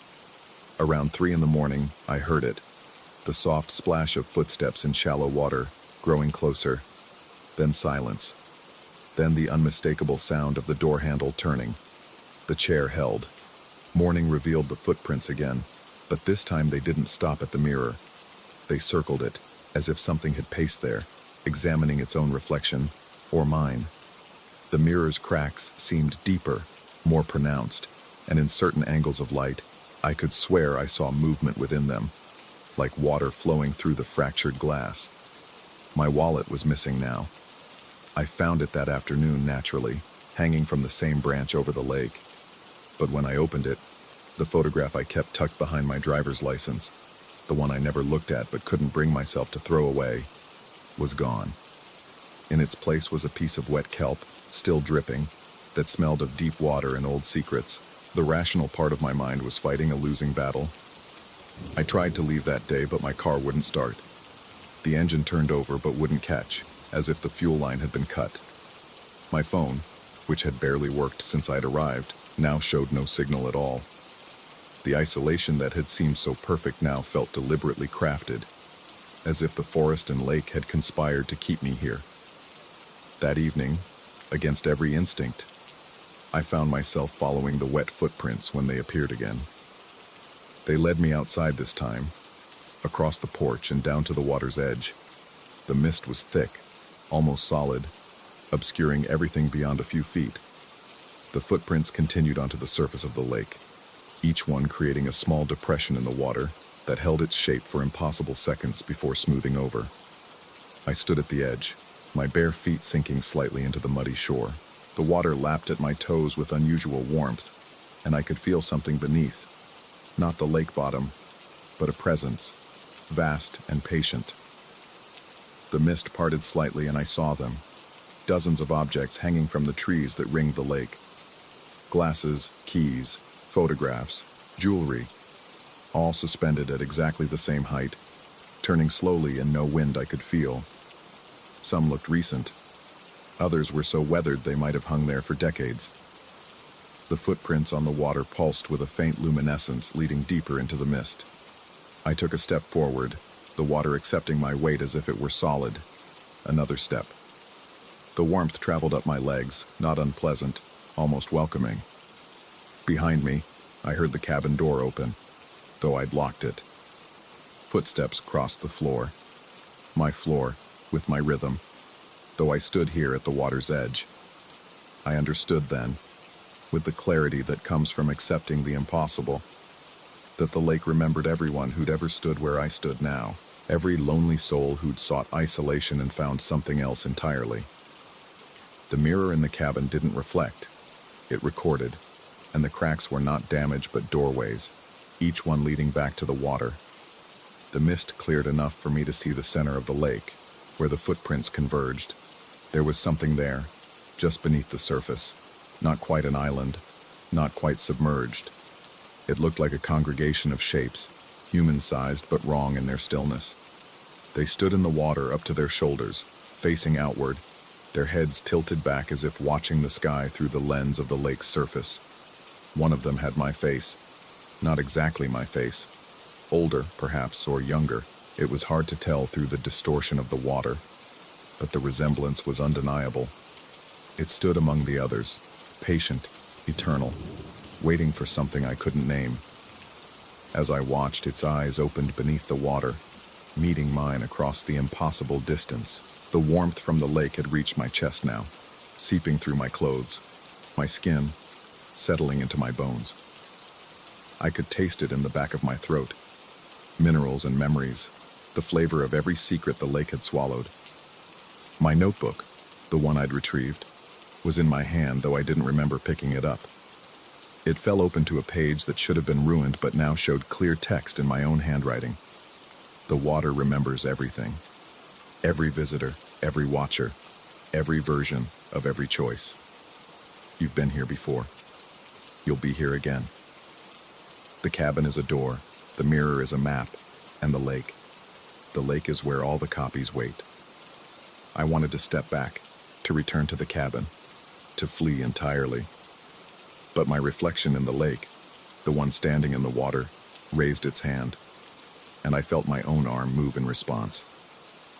We were synchronized, or perhaps we always had been, separated only by the thin membrane of the surface. The hanging objects in the trees began to chime against each other, a sound like broken bells. More footprints appeared on the water's surface, converging from all directions. The mist thickened again, and in it, I could see the shadows of others standing at the shore, in different times, different years, all faced with the same choice. Some stepped forward, some stepped back, but all of them remained, in one way or another. I still stand here, at the edge, though I'm no longer certain how long it's been. Minutes? Days? The footprints that cross my cabin floor each morning might be mine, from when I finally choose. Or they might be mine from when I already have. in some other version of this moment that the lake remembers and replays. The manuscript I came here to write sits unfinished on the desk. Or perhaps it's complete, and I simply can't remember writing the ending. Sometimes I'm in the cabin, typing these words. Sometimes I'm in the lake, watching someone who looks like me typing these words. The distinction matters less with each passing moment. The mirror shows me fractured into a dozen possibilities, each crack a different choice, a different timeline where I stepped forward or stayed behind. In some, the cabin is empty, waiting for the next writer, the next seeker of isolation. In others, it's full of versions of myself, all writing the same story with different endings. The water is patient. It has waited this long. It can wait longer. The objects hanging from the trees turn in their eternal orbit, each one a marker of someone's moment of understanding. My lighter is there, and my notebook, and the photograph I thought I'd lost. Though when I look closer, the face in it isn't quite the one I remember. Tomorrow the footprints will appear again. They always do. They'll cross the floor and stop at the mirror, or continue to the lake, or perhaps diverge into new patterns I haven't seen yet. I'll follow them or I won't. I'll understand what they mean, or I'll remain in this space between knowing and unknowing, between the cabin and the water, between myself and all the other selves the lake remembers. The mist is rising again. Through it I can see lights, not from houses or cars, but from other cabins, in other times, all of them the same cabin, all of them different. Their windows glow with the light of laptops and candles and fires that might be warming or might be consuming. In each one, someone writes or prepares to write or has given up writing altogether. The water remembers everything. Every story started but never finished. Every isolation that became something else. Every footprint that led from shore to surface to depth. I understand now why the rental was so cheap, why the road seems to narrow each time someone drives it, why the isolation is so perfect and so perfectly wrong. The cabin isn't a retreat. It's a collection point. A place where the lake gathers its watchers, its waiters, its recorded memories of everyone who sought solitude and found multiplicity instead. The footprints on the water pulse brighter. My reflection raises both hands now, beckoning. Or perhaps I'm the reflection, and it's the original standing on the shore. The distinction dissolves like morning mist, like wet footprints on old wooden floors, like the barrier between what's real and what the water remembers. I step forward, or I step back, or I remain exactly where I am, where I've always been, where I'll always be. The lake remembers everything, even this. Found among the effects at the abandoned Blackwater cabin, October 2024. The manuscript appears to have been written by multiple hands, though forensic analysis confirms they all belong to the same person. The cabin's rental history shows no bookings for the past 18 months. Local authorities report several missing persons in the area. All writers or artists seeking isolation. The lake remains under investigation. Story 15. I've been living in this apartment for 6 weeks now, and I can tell you with absolute certainty that every single night, at exactly 3 a.m., the door to my living room opens by itself. The first time it happened, I'd convinced myself it was the wind. Old building, drafty windows, uneven floors, all perfectly reasonable explanations for a door swinging open in the dead of night. I'd stumbled out of bed, half asleep, closed it, and thought nothing more of it. But when it happened again the next night, and the next, and the next, I started paying attention. By the end of the first week, I'd checked everything. The hinges weren't loose. The door frame was level. The latch clicked firmly into place every time I shut it. I even tested the windows, sealed them with tape to eliminate any possibility of a draft. Still, at 3 a.m. sharp, I'd hear that soft, deliberate creak as the door swung inward. The sound itself had become a nightly torment. It wasn't the violent bang of a door thrown open by wind, nor the gradual drift of poor balance. It was measured, controlled, as if someone were pushing it open slowly, carefully, trying not to make too much noise. The hinges would protest with a long, drawn-out groan that seemed to last forever in the silence of the night. Then nothing. Just the door standing open, revealing the darkness of my living room beyond. I started sleeping with my bedroom door locked, though I knew how ridiculous that was. Whatever was opening the living room door wasn't trying to get to me, at least not yet. It was just opening it. Every night. Same time. Same slow, deliberate motion. During the second week, I set up a camera. Nothing fancy, just my old phone propped up on a stack of books, aimed at the door. I reviewed the footage the next morning with trembling fingers, fast-forwarding to 2:59 a.m. The timestamp ticked over to 3000, and the door began to move. No shadow in the frame, no hand on the knob, no visible force acting upon it. It simply opened, smooth and steady, until it stood at roughly a 45-degree angle. Then it stopped. I must have watched that video 50 times, looking for something, anything that could explain it. A trick of the light, a digital artifact, evidence of tampering. But there was nothing. Just a door opening by itself in an empty room. By the third week, I'd stopped trying to rationalize it. I'd moved past the stage of checking for magnetic fields, investigating the building's history, or searching for hidden mechanisms. The superintendent thought I was losing it when I asked about previous tenants. He just shrugged and said the last guy had moved out suddenly after 2 months. Didn't say why. The woman before him lasted 3. I started noticing other things too. Little things that might have always been there but seemed magnified now that I was looking for them. The way shadows seemed to pool in the corners of the living room, darker and deeper than they should be. The faint smell that would drift through the apartment after 3 a.m., something organic and old, like wet earth or rotting wood, though I could never locate its source. The way the air felt heavier after the door opened, pressing against my skin like humid breath. Sleep became elusive. I'd lie awake watching my alarm clock, counting down the minutes.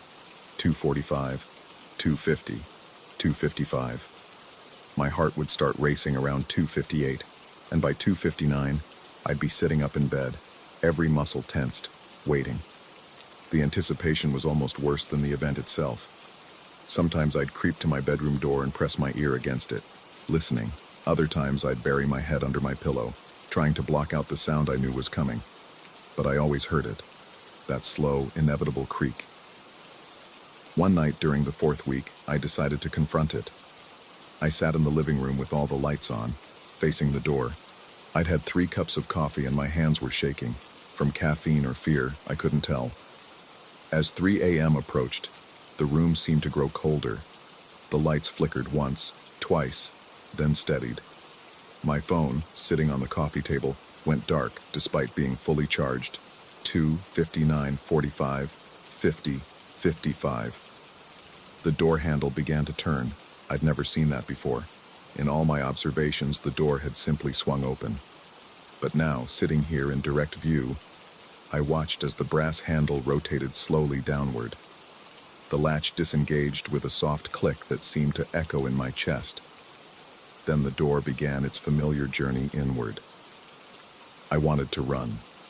Every instinct screamed at me to get out, to leave this place and never come back. But I forced myself to stay seated, to watch. The door opened to its usual angle and stopped. The room beyond was pitch black despite the spillover from my living room lights.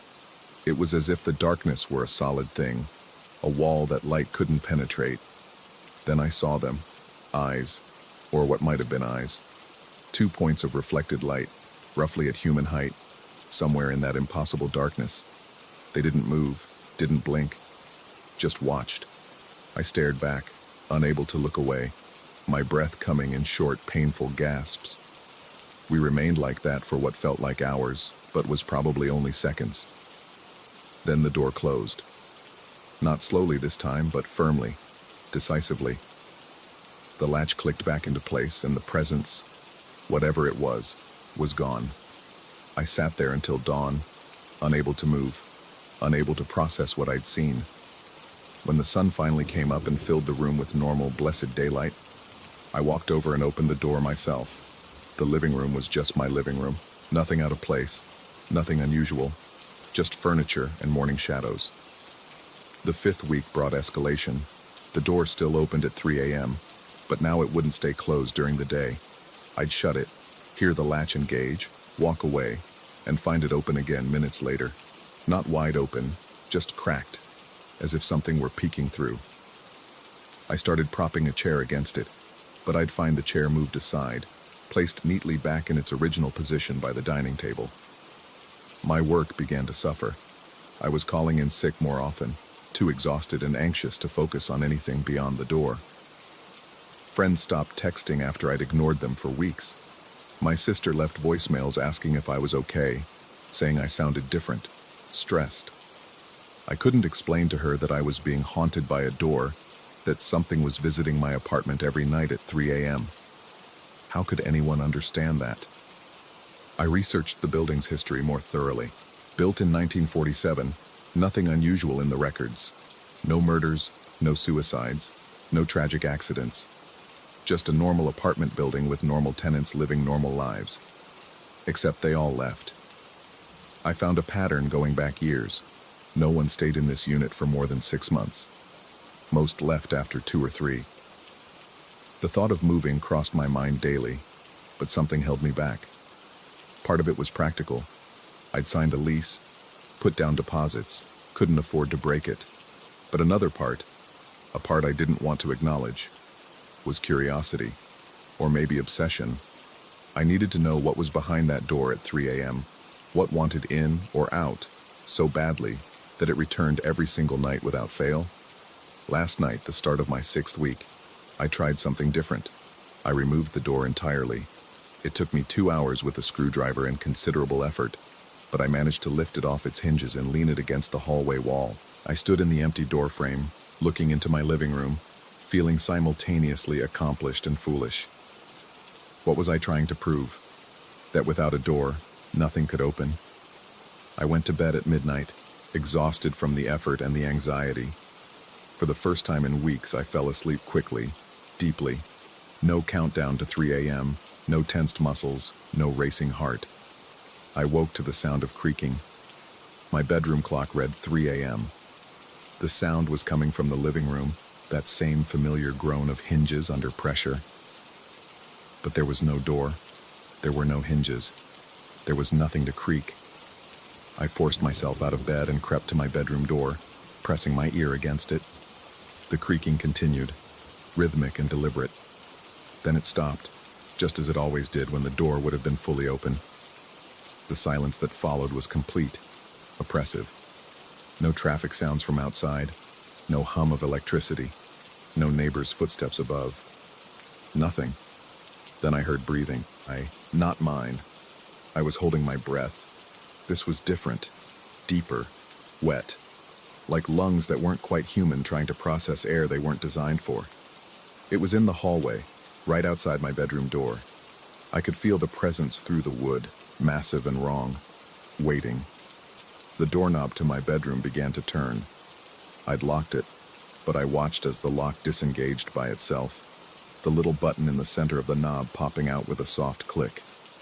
The knob continued its rotation, and the door began to open.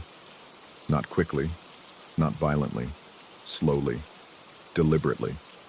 Exactly the same way the living room door had opened every night for 6 weeks. I backed away, stumbling over my own feet, pressing myself against the far wall. The door swung inward, revealing not my hallway, but that same impenetrable darkness I'd seen in the living room. Those same 2 points of light, closer now, at the threshold of my sanctuary. A voice spoke, not with words, but directly into my mind, bypassing my ears entirely. It was old, older than the building, older than the city. It said I'd been expected, that every tenant was tested, and all had failed by fleeing. But I had stayed. I had watched. I had removed the barrier myself, thinking I was clever. The darkness began to spill into my room like fog, crawling across the floor, up the walls. Where it touched, reality seemed to bend.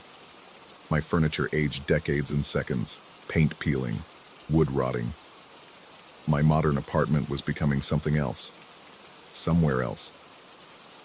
The presence at the door moved forward, and I saw, I can't describe what I saw. My mind won't let me.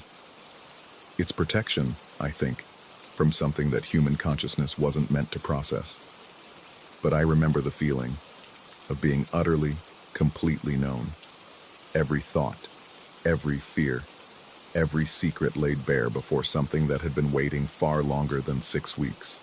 That had been waiting since before the building was built, before the land was claimed, before humans walked upright.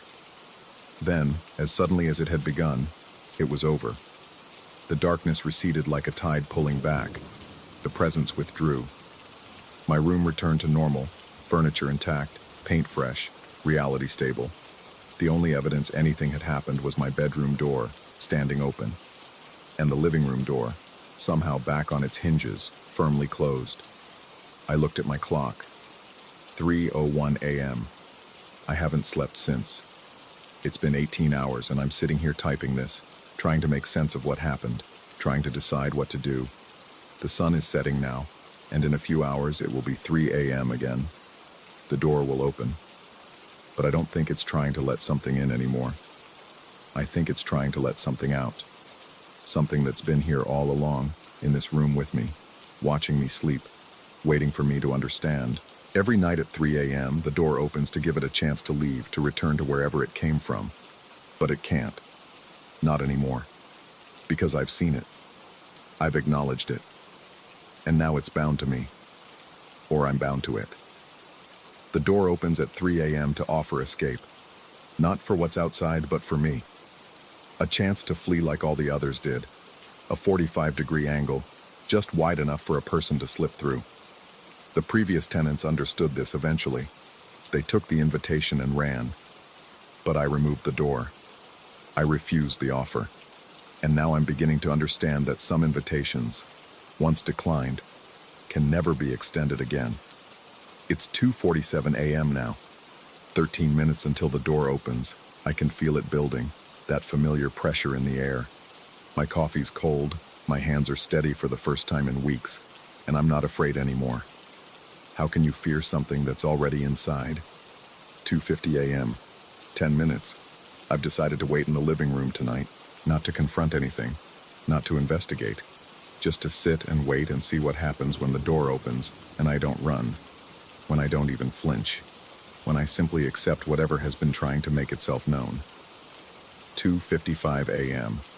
The walls are beginning to breathe. 2:58 a.m. The lights are dimming even though I haven't touched the switch. 2:59 a.m. I can hear it now. Not just the door, but everything. The building's heartbeat. The whispers in the walls. The thing that's been living in my shadow since the day I moved in. Patient and eternal. 2:59:30. It's almost time. 2:59:45. The handle is beginning to turn. 2:59:55. I'm ready. 3 a.m. The door is open. But this time I understand. It was never about what was trying to get in. It was about what I was becoming.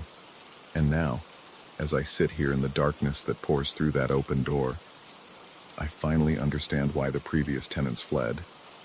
Not from fear of what they saw, but from fear of what they were starting to want, what they were starting to need. The door opens at 3 a.m. It will open tomorrow night, and the night after, and every night until the next tenant arrives. They'll think it's the wind at first. They'll check the hinges, seal the windows, set up cameras. They'll sit where I'm sitting now, thinking they're brave, thinking they're different. But they'll learn, just as I have, that some doors aren't meant to keep things out or let things in. Some doors are meant to show us what we really are when all the lights go out. Story 16. The TV was on again. I stood in my doorway, keys still jangling in my hand, staring at the familiar blue glow washing over my living room walls. The local news anchor's voice drifted through the space, discussing tomorrow's weather with that practiced cheerfulness that felt obscene in the context of my growing dread. My fingers found the light switch, and harsh overhead fluorescence chased away the television's softer illumination, but it didn't chase away the cold settling into my bones. 3 weeks. That's how long this had been happening. At first, I'd blamed myself. Muscle memory, distraction, the autopilot of routine. We all do things without thinking. Lock doors, turn off stoves, set alarms. Why not turn on televisions? I work from home after all. The TV had become background noise during the pandemic, a companion voice to fill the silence. It made sense that I might flip it on without consciously registering the action. But then came the night I woke at 3:17 a.m. to find my bedroom awash in that same pale light, the TV murmuring at low volume about a car accident on Route 9. I remembered the exact time because I'd stared at my phone's clock for a full minute, trying to convince myself I was still dreaming. The remote sat on my nightstand, exactly where I'd left it, cold to the touch, as if it hadn't been handled in hours. I shuffled to the kitchen now, setting my laptop bag on the counter with exaggerated normalcy. The news continued its drone from the living room. Something about a school board meeting, budget concerns, the mundane horror of everyday life that felt like mockery compared to what was happening in my apartment. My hands shook slightly as I poured myself a glass of water.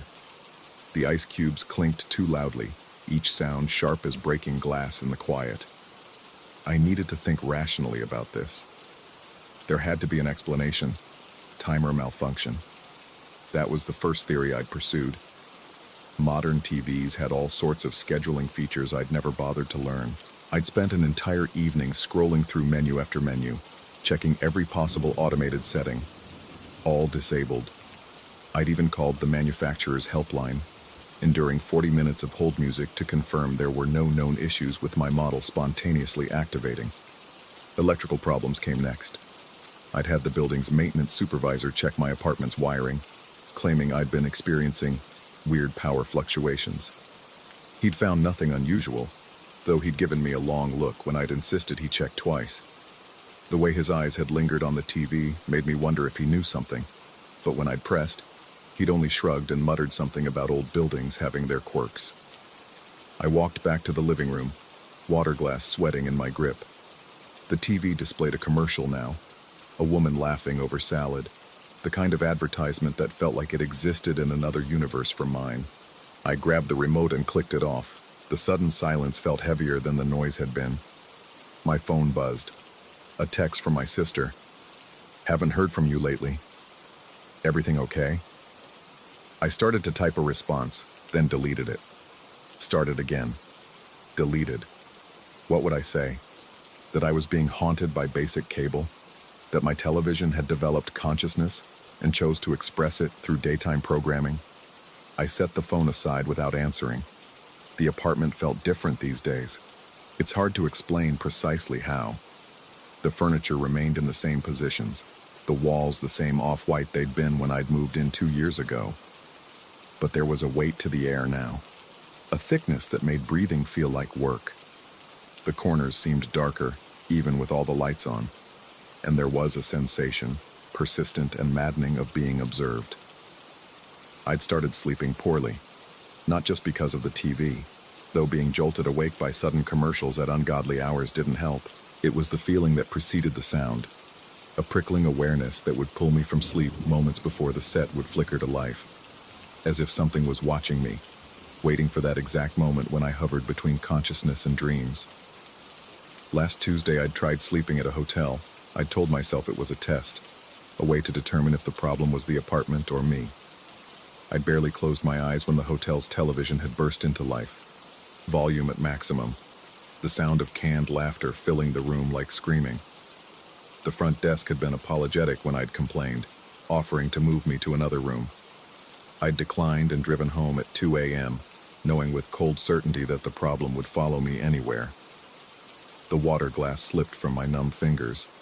It shattered against the hardwood floor in a constellation of fragments, water spreading in a dark pool that reflected the ceiling light. I stared at it, transfixed by the way the liquid crept along the grain of the wood, following paths predetermined by tiny imperfections in the floor's surface, like it knew where to go, like everything was following some invisible script I couldn't read.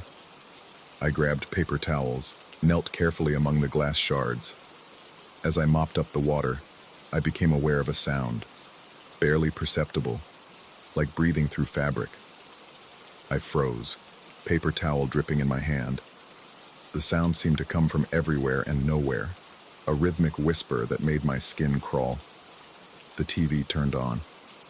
I wasn't in the living room. I couldn't see it from my position on the kitchen floor, but I heard the distinctive electronic pop of the screen coming to life, followed by the murmur of voices. A game show, by the sound of it. Applause rattled through the apartment like distant thunder.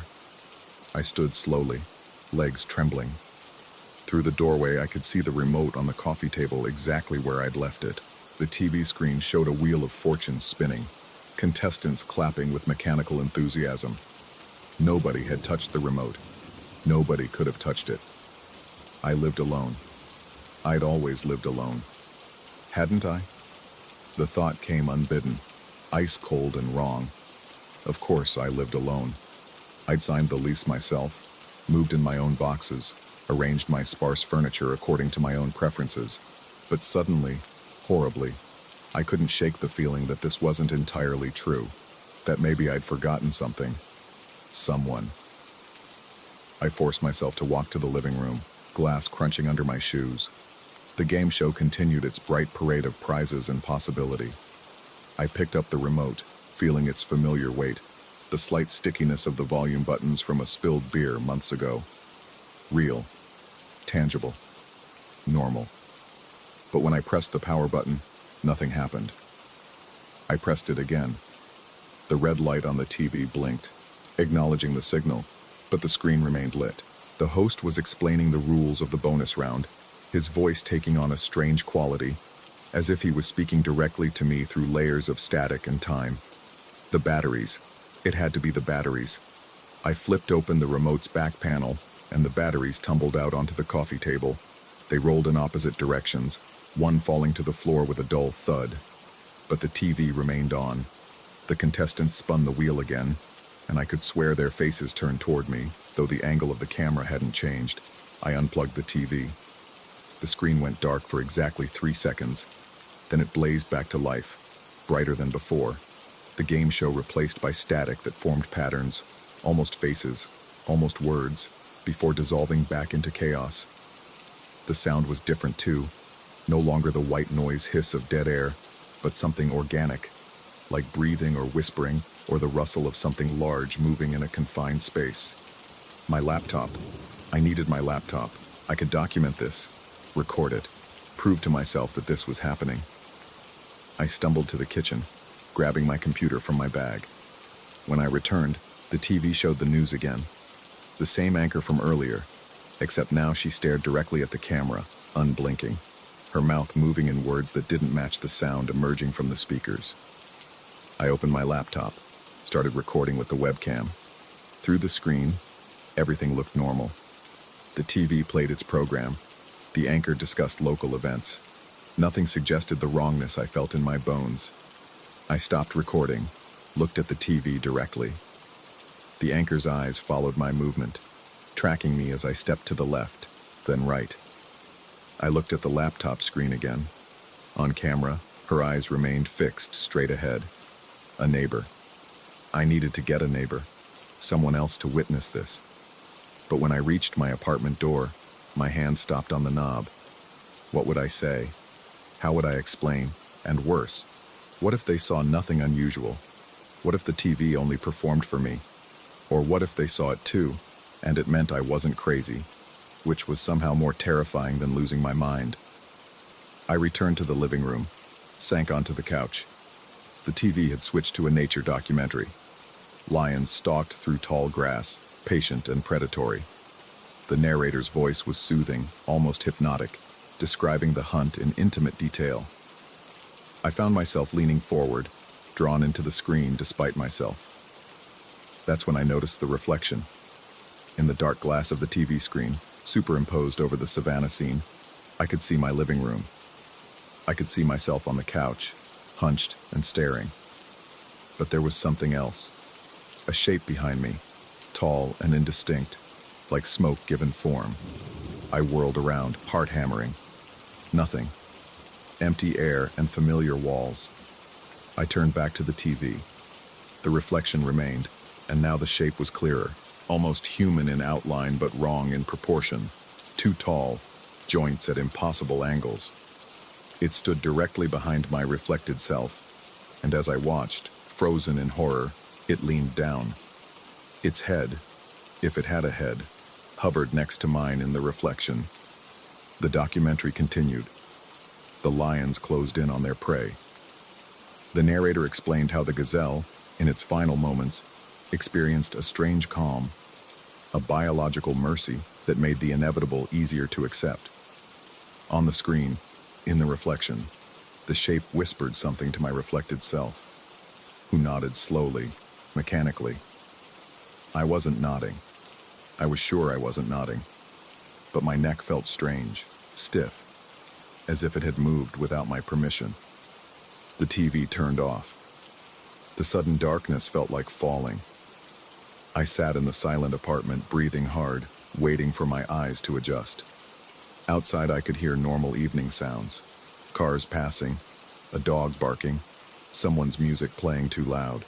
The real world continuing its rotation, oblivious to whatever was happening in my living room.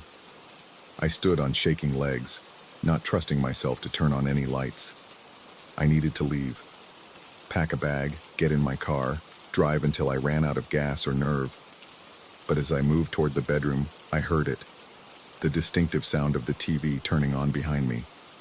I didn't look back. I couldn't. Because I knew with absolute certainty that if I did, I would see myself still sitting on the couch, staring at the screen with vacant eyes. I would see myself nod at whatever the shape whispered.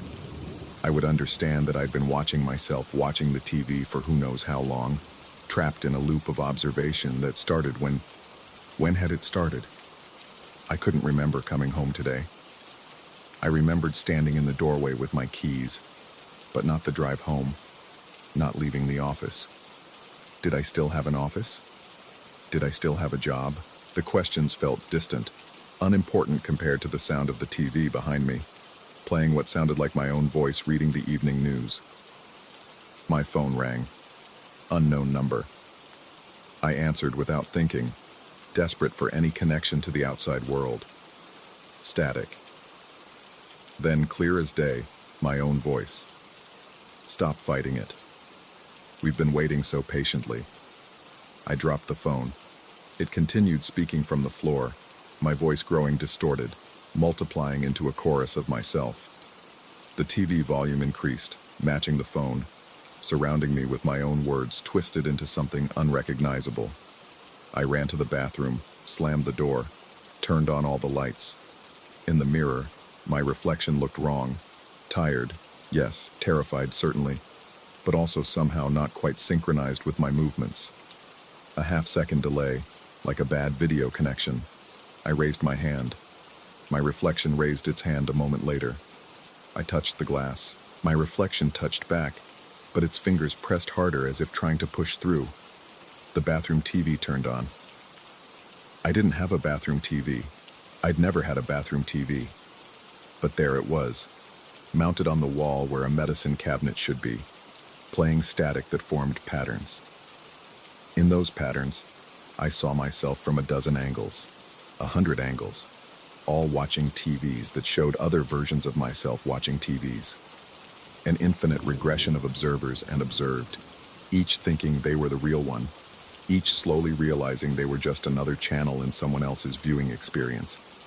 The knock at the bathroom door was soft, almost polite. I didn't answer, couldn't answer. My throat had closed, every muscle locked in terror. Another knock, then my voice from the other side. I'm home. But I was home. I was here. Who was I? The question hit like ice water.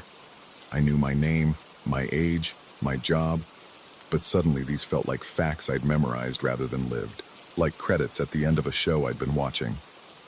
The person in the mirror stared back, and I couldn't be sure if I was looking at my reflection or if my reflection was looking at me. The door opened. I stood there. Another me. Identical down to the coffee stain on my shirt I'd gotten that morning.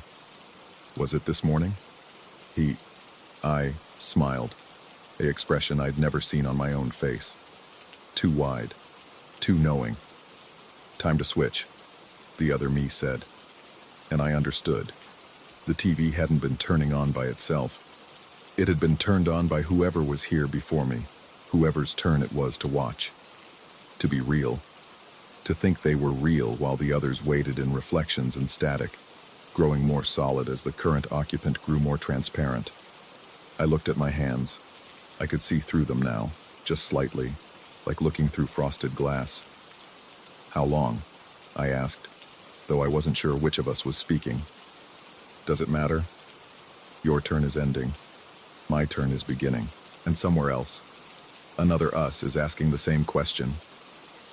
The TV in the bathroom grew louder, static resolving into a clear picture. I saw myself sitting on a couch in an apartment I didn't recognize, watching a TV that showed me standing in this bathroom. That version of me looked directly at the camera, at me, and nodded slowly. I was nodding too. Or maybe I was always nodding. Maybe that's all any of us did. Nod along to a script we couldn't see, playing our parts in a show with no audience except ourselves. The other me stepped aside, gesturing to the door. Beyond it, I could hear multiple TVs now, all playing different channels, all showing different versions of the same scene from slightly different angles. I walked toward the sound, my feet feeling less solid with each step. In the living room, they were all there. Dozens of me, some solid, some translucent, some just shadows cast by the TV's light. All watching, all waiting for their turn to be real, to forget they were just another channel someone else might flip past. I sat on the couch. The remote was in my hand, though I didn't remember picking it up. On the screen, I saw another apartment, another me just coming home, staring at a TV that was mysteriously on. He looked confused, frightened. He was about to begin his 3 weeks of slowly understanding. I wanted to warn him, wanted to scream at him to run, to never look at the screen, to break every TV he could find. But my mouth wouldn't move except to speak the words the show required. The weather tomorrow will be partly cloudy with a chance of afternoon showers. Somewhere, a me that was no longer quite me anymore faded into static. Somewhere else, a me that wasn't yet me started to solidify. The cycle continued, had always continued, would always continue. The TV was on again. It was always on. I was always home, had always been home, would always be coming home to find it waiting for me with its patient electric glow and its promise that this time, I was the real one, the one watching instead of being watched. But we were all being watched, by ourselves, by each other, by something that fed on observation itself, that grew stronger every time we questioned which side of the screen we were really on. My phone buzzed. A text from my sister. Haven't heard from you lately. Everything okay? I typed with fingers I could no longer quite feel. Everything's fine. Just watching TV. Send. On the screen, the other me was about to check the timer settings. He would find nothing wrong, because nothing was wrong with the TV.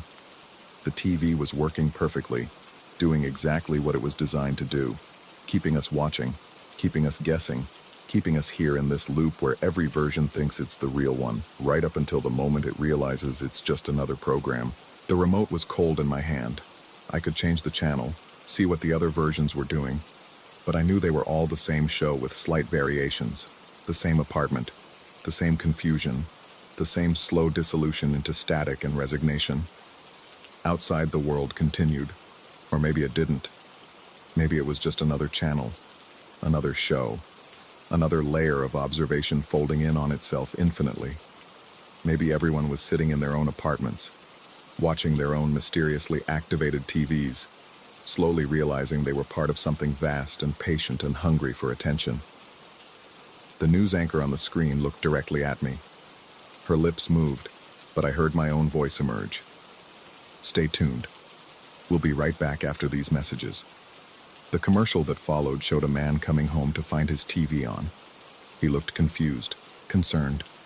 The tagline appeared. When you're ready to see what's really on, you're already watching. I laughed, or someone laughed with my mouth. The sound echoed from every TV in the apartment.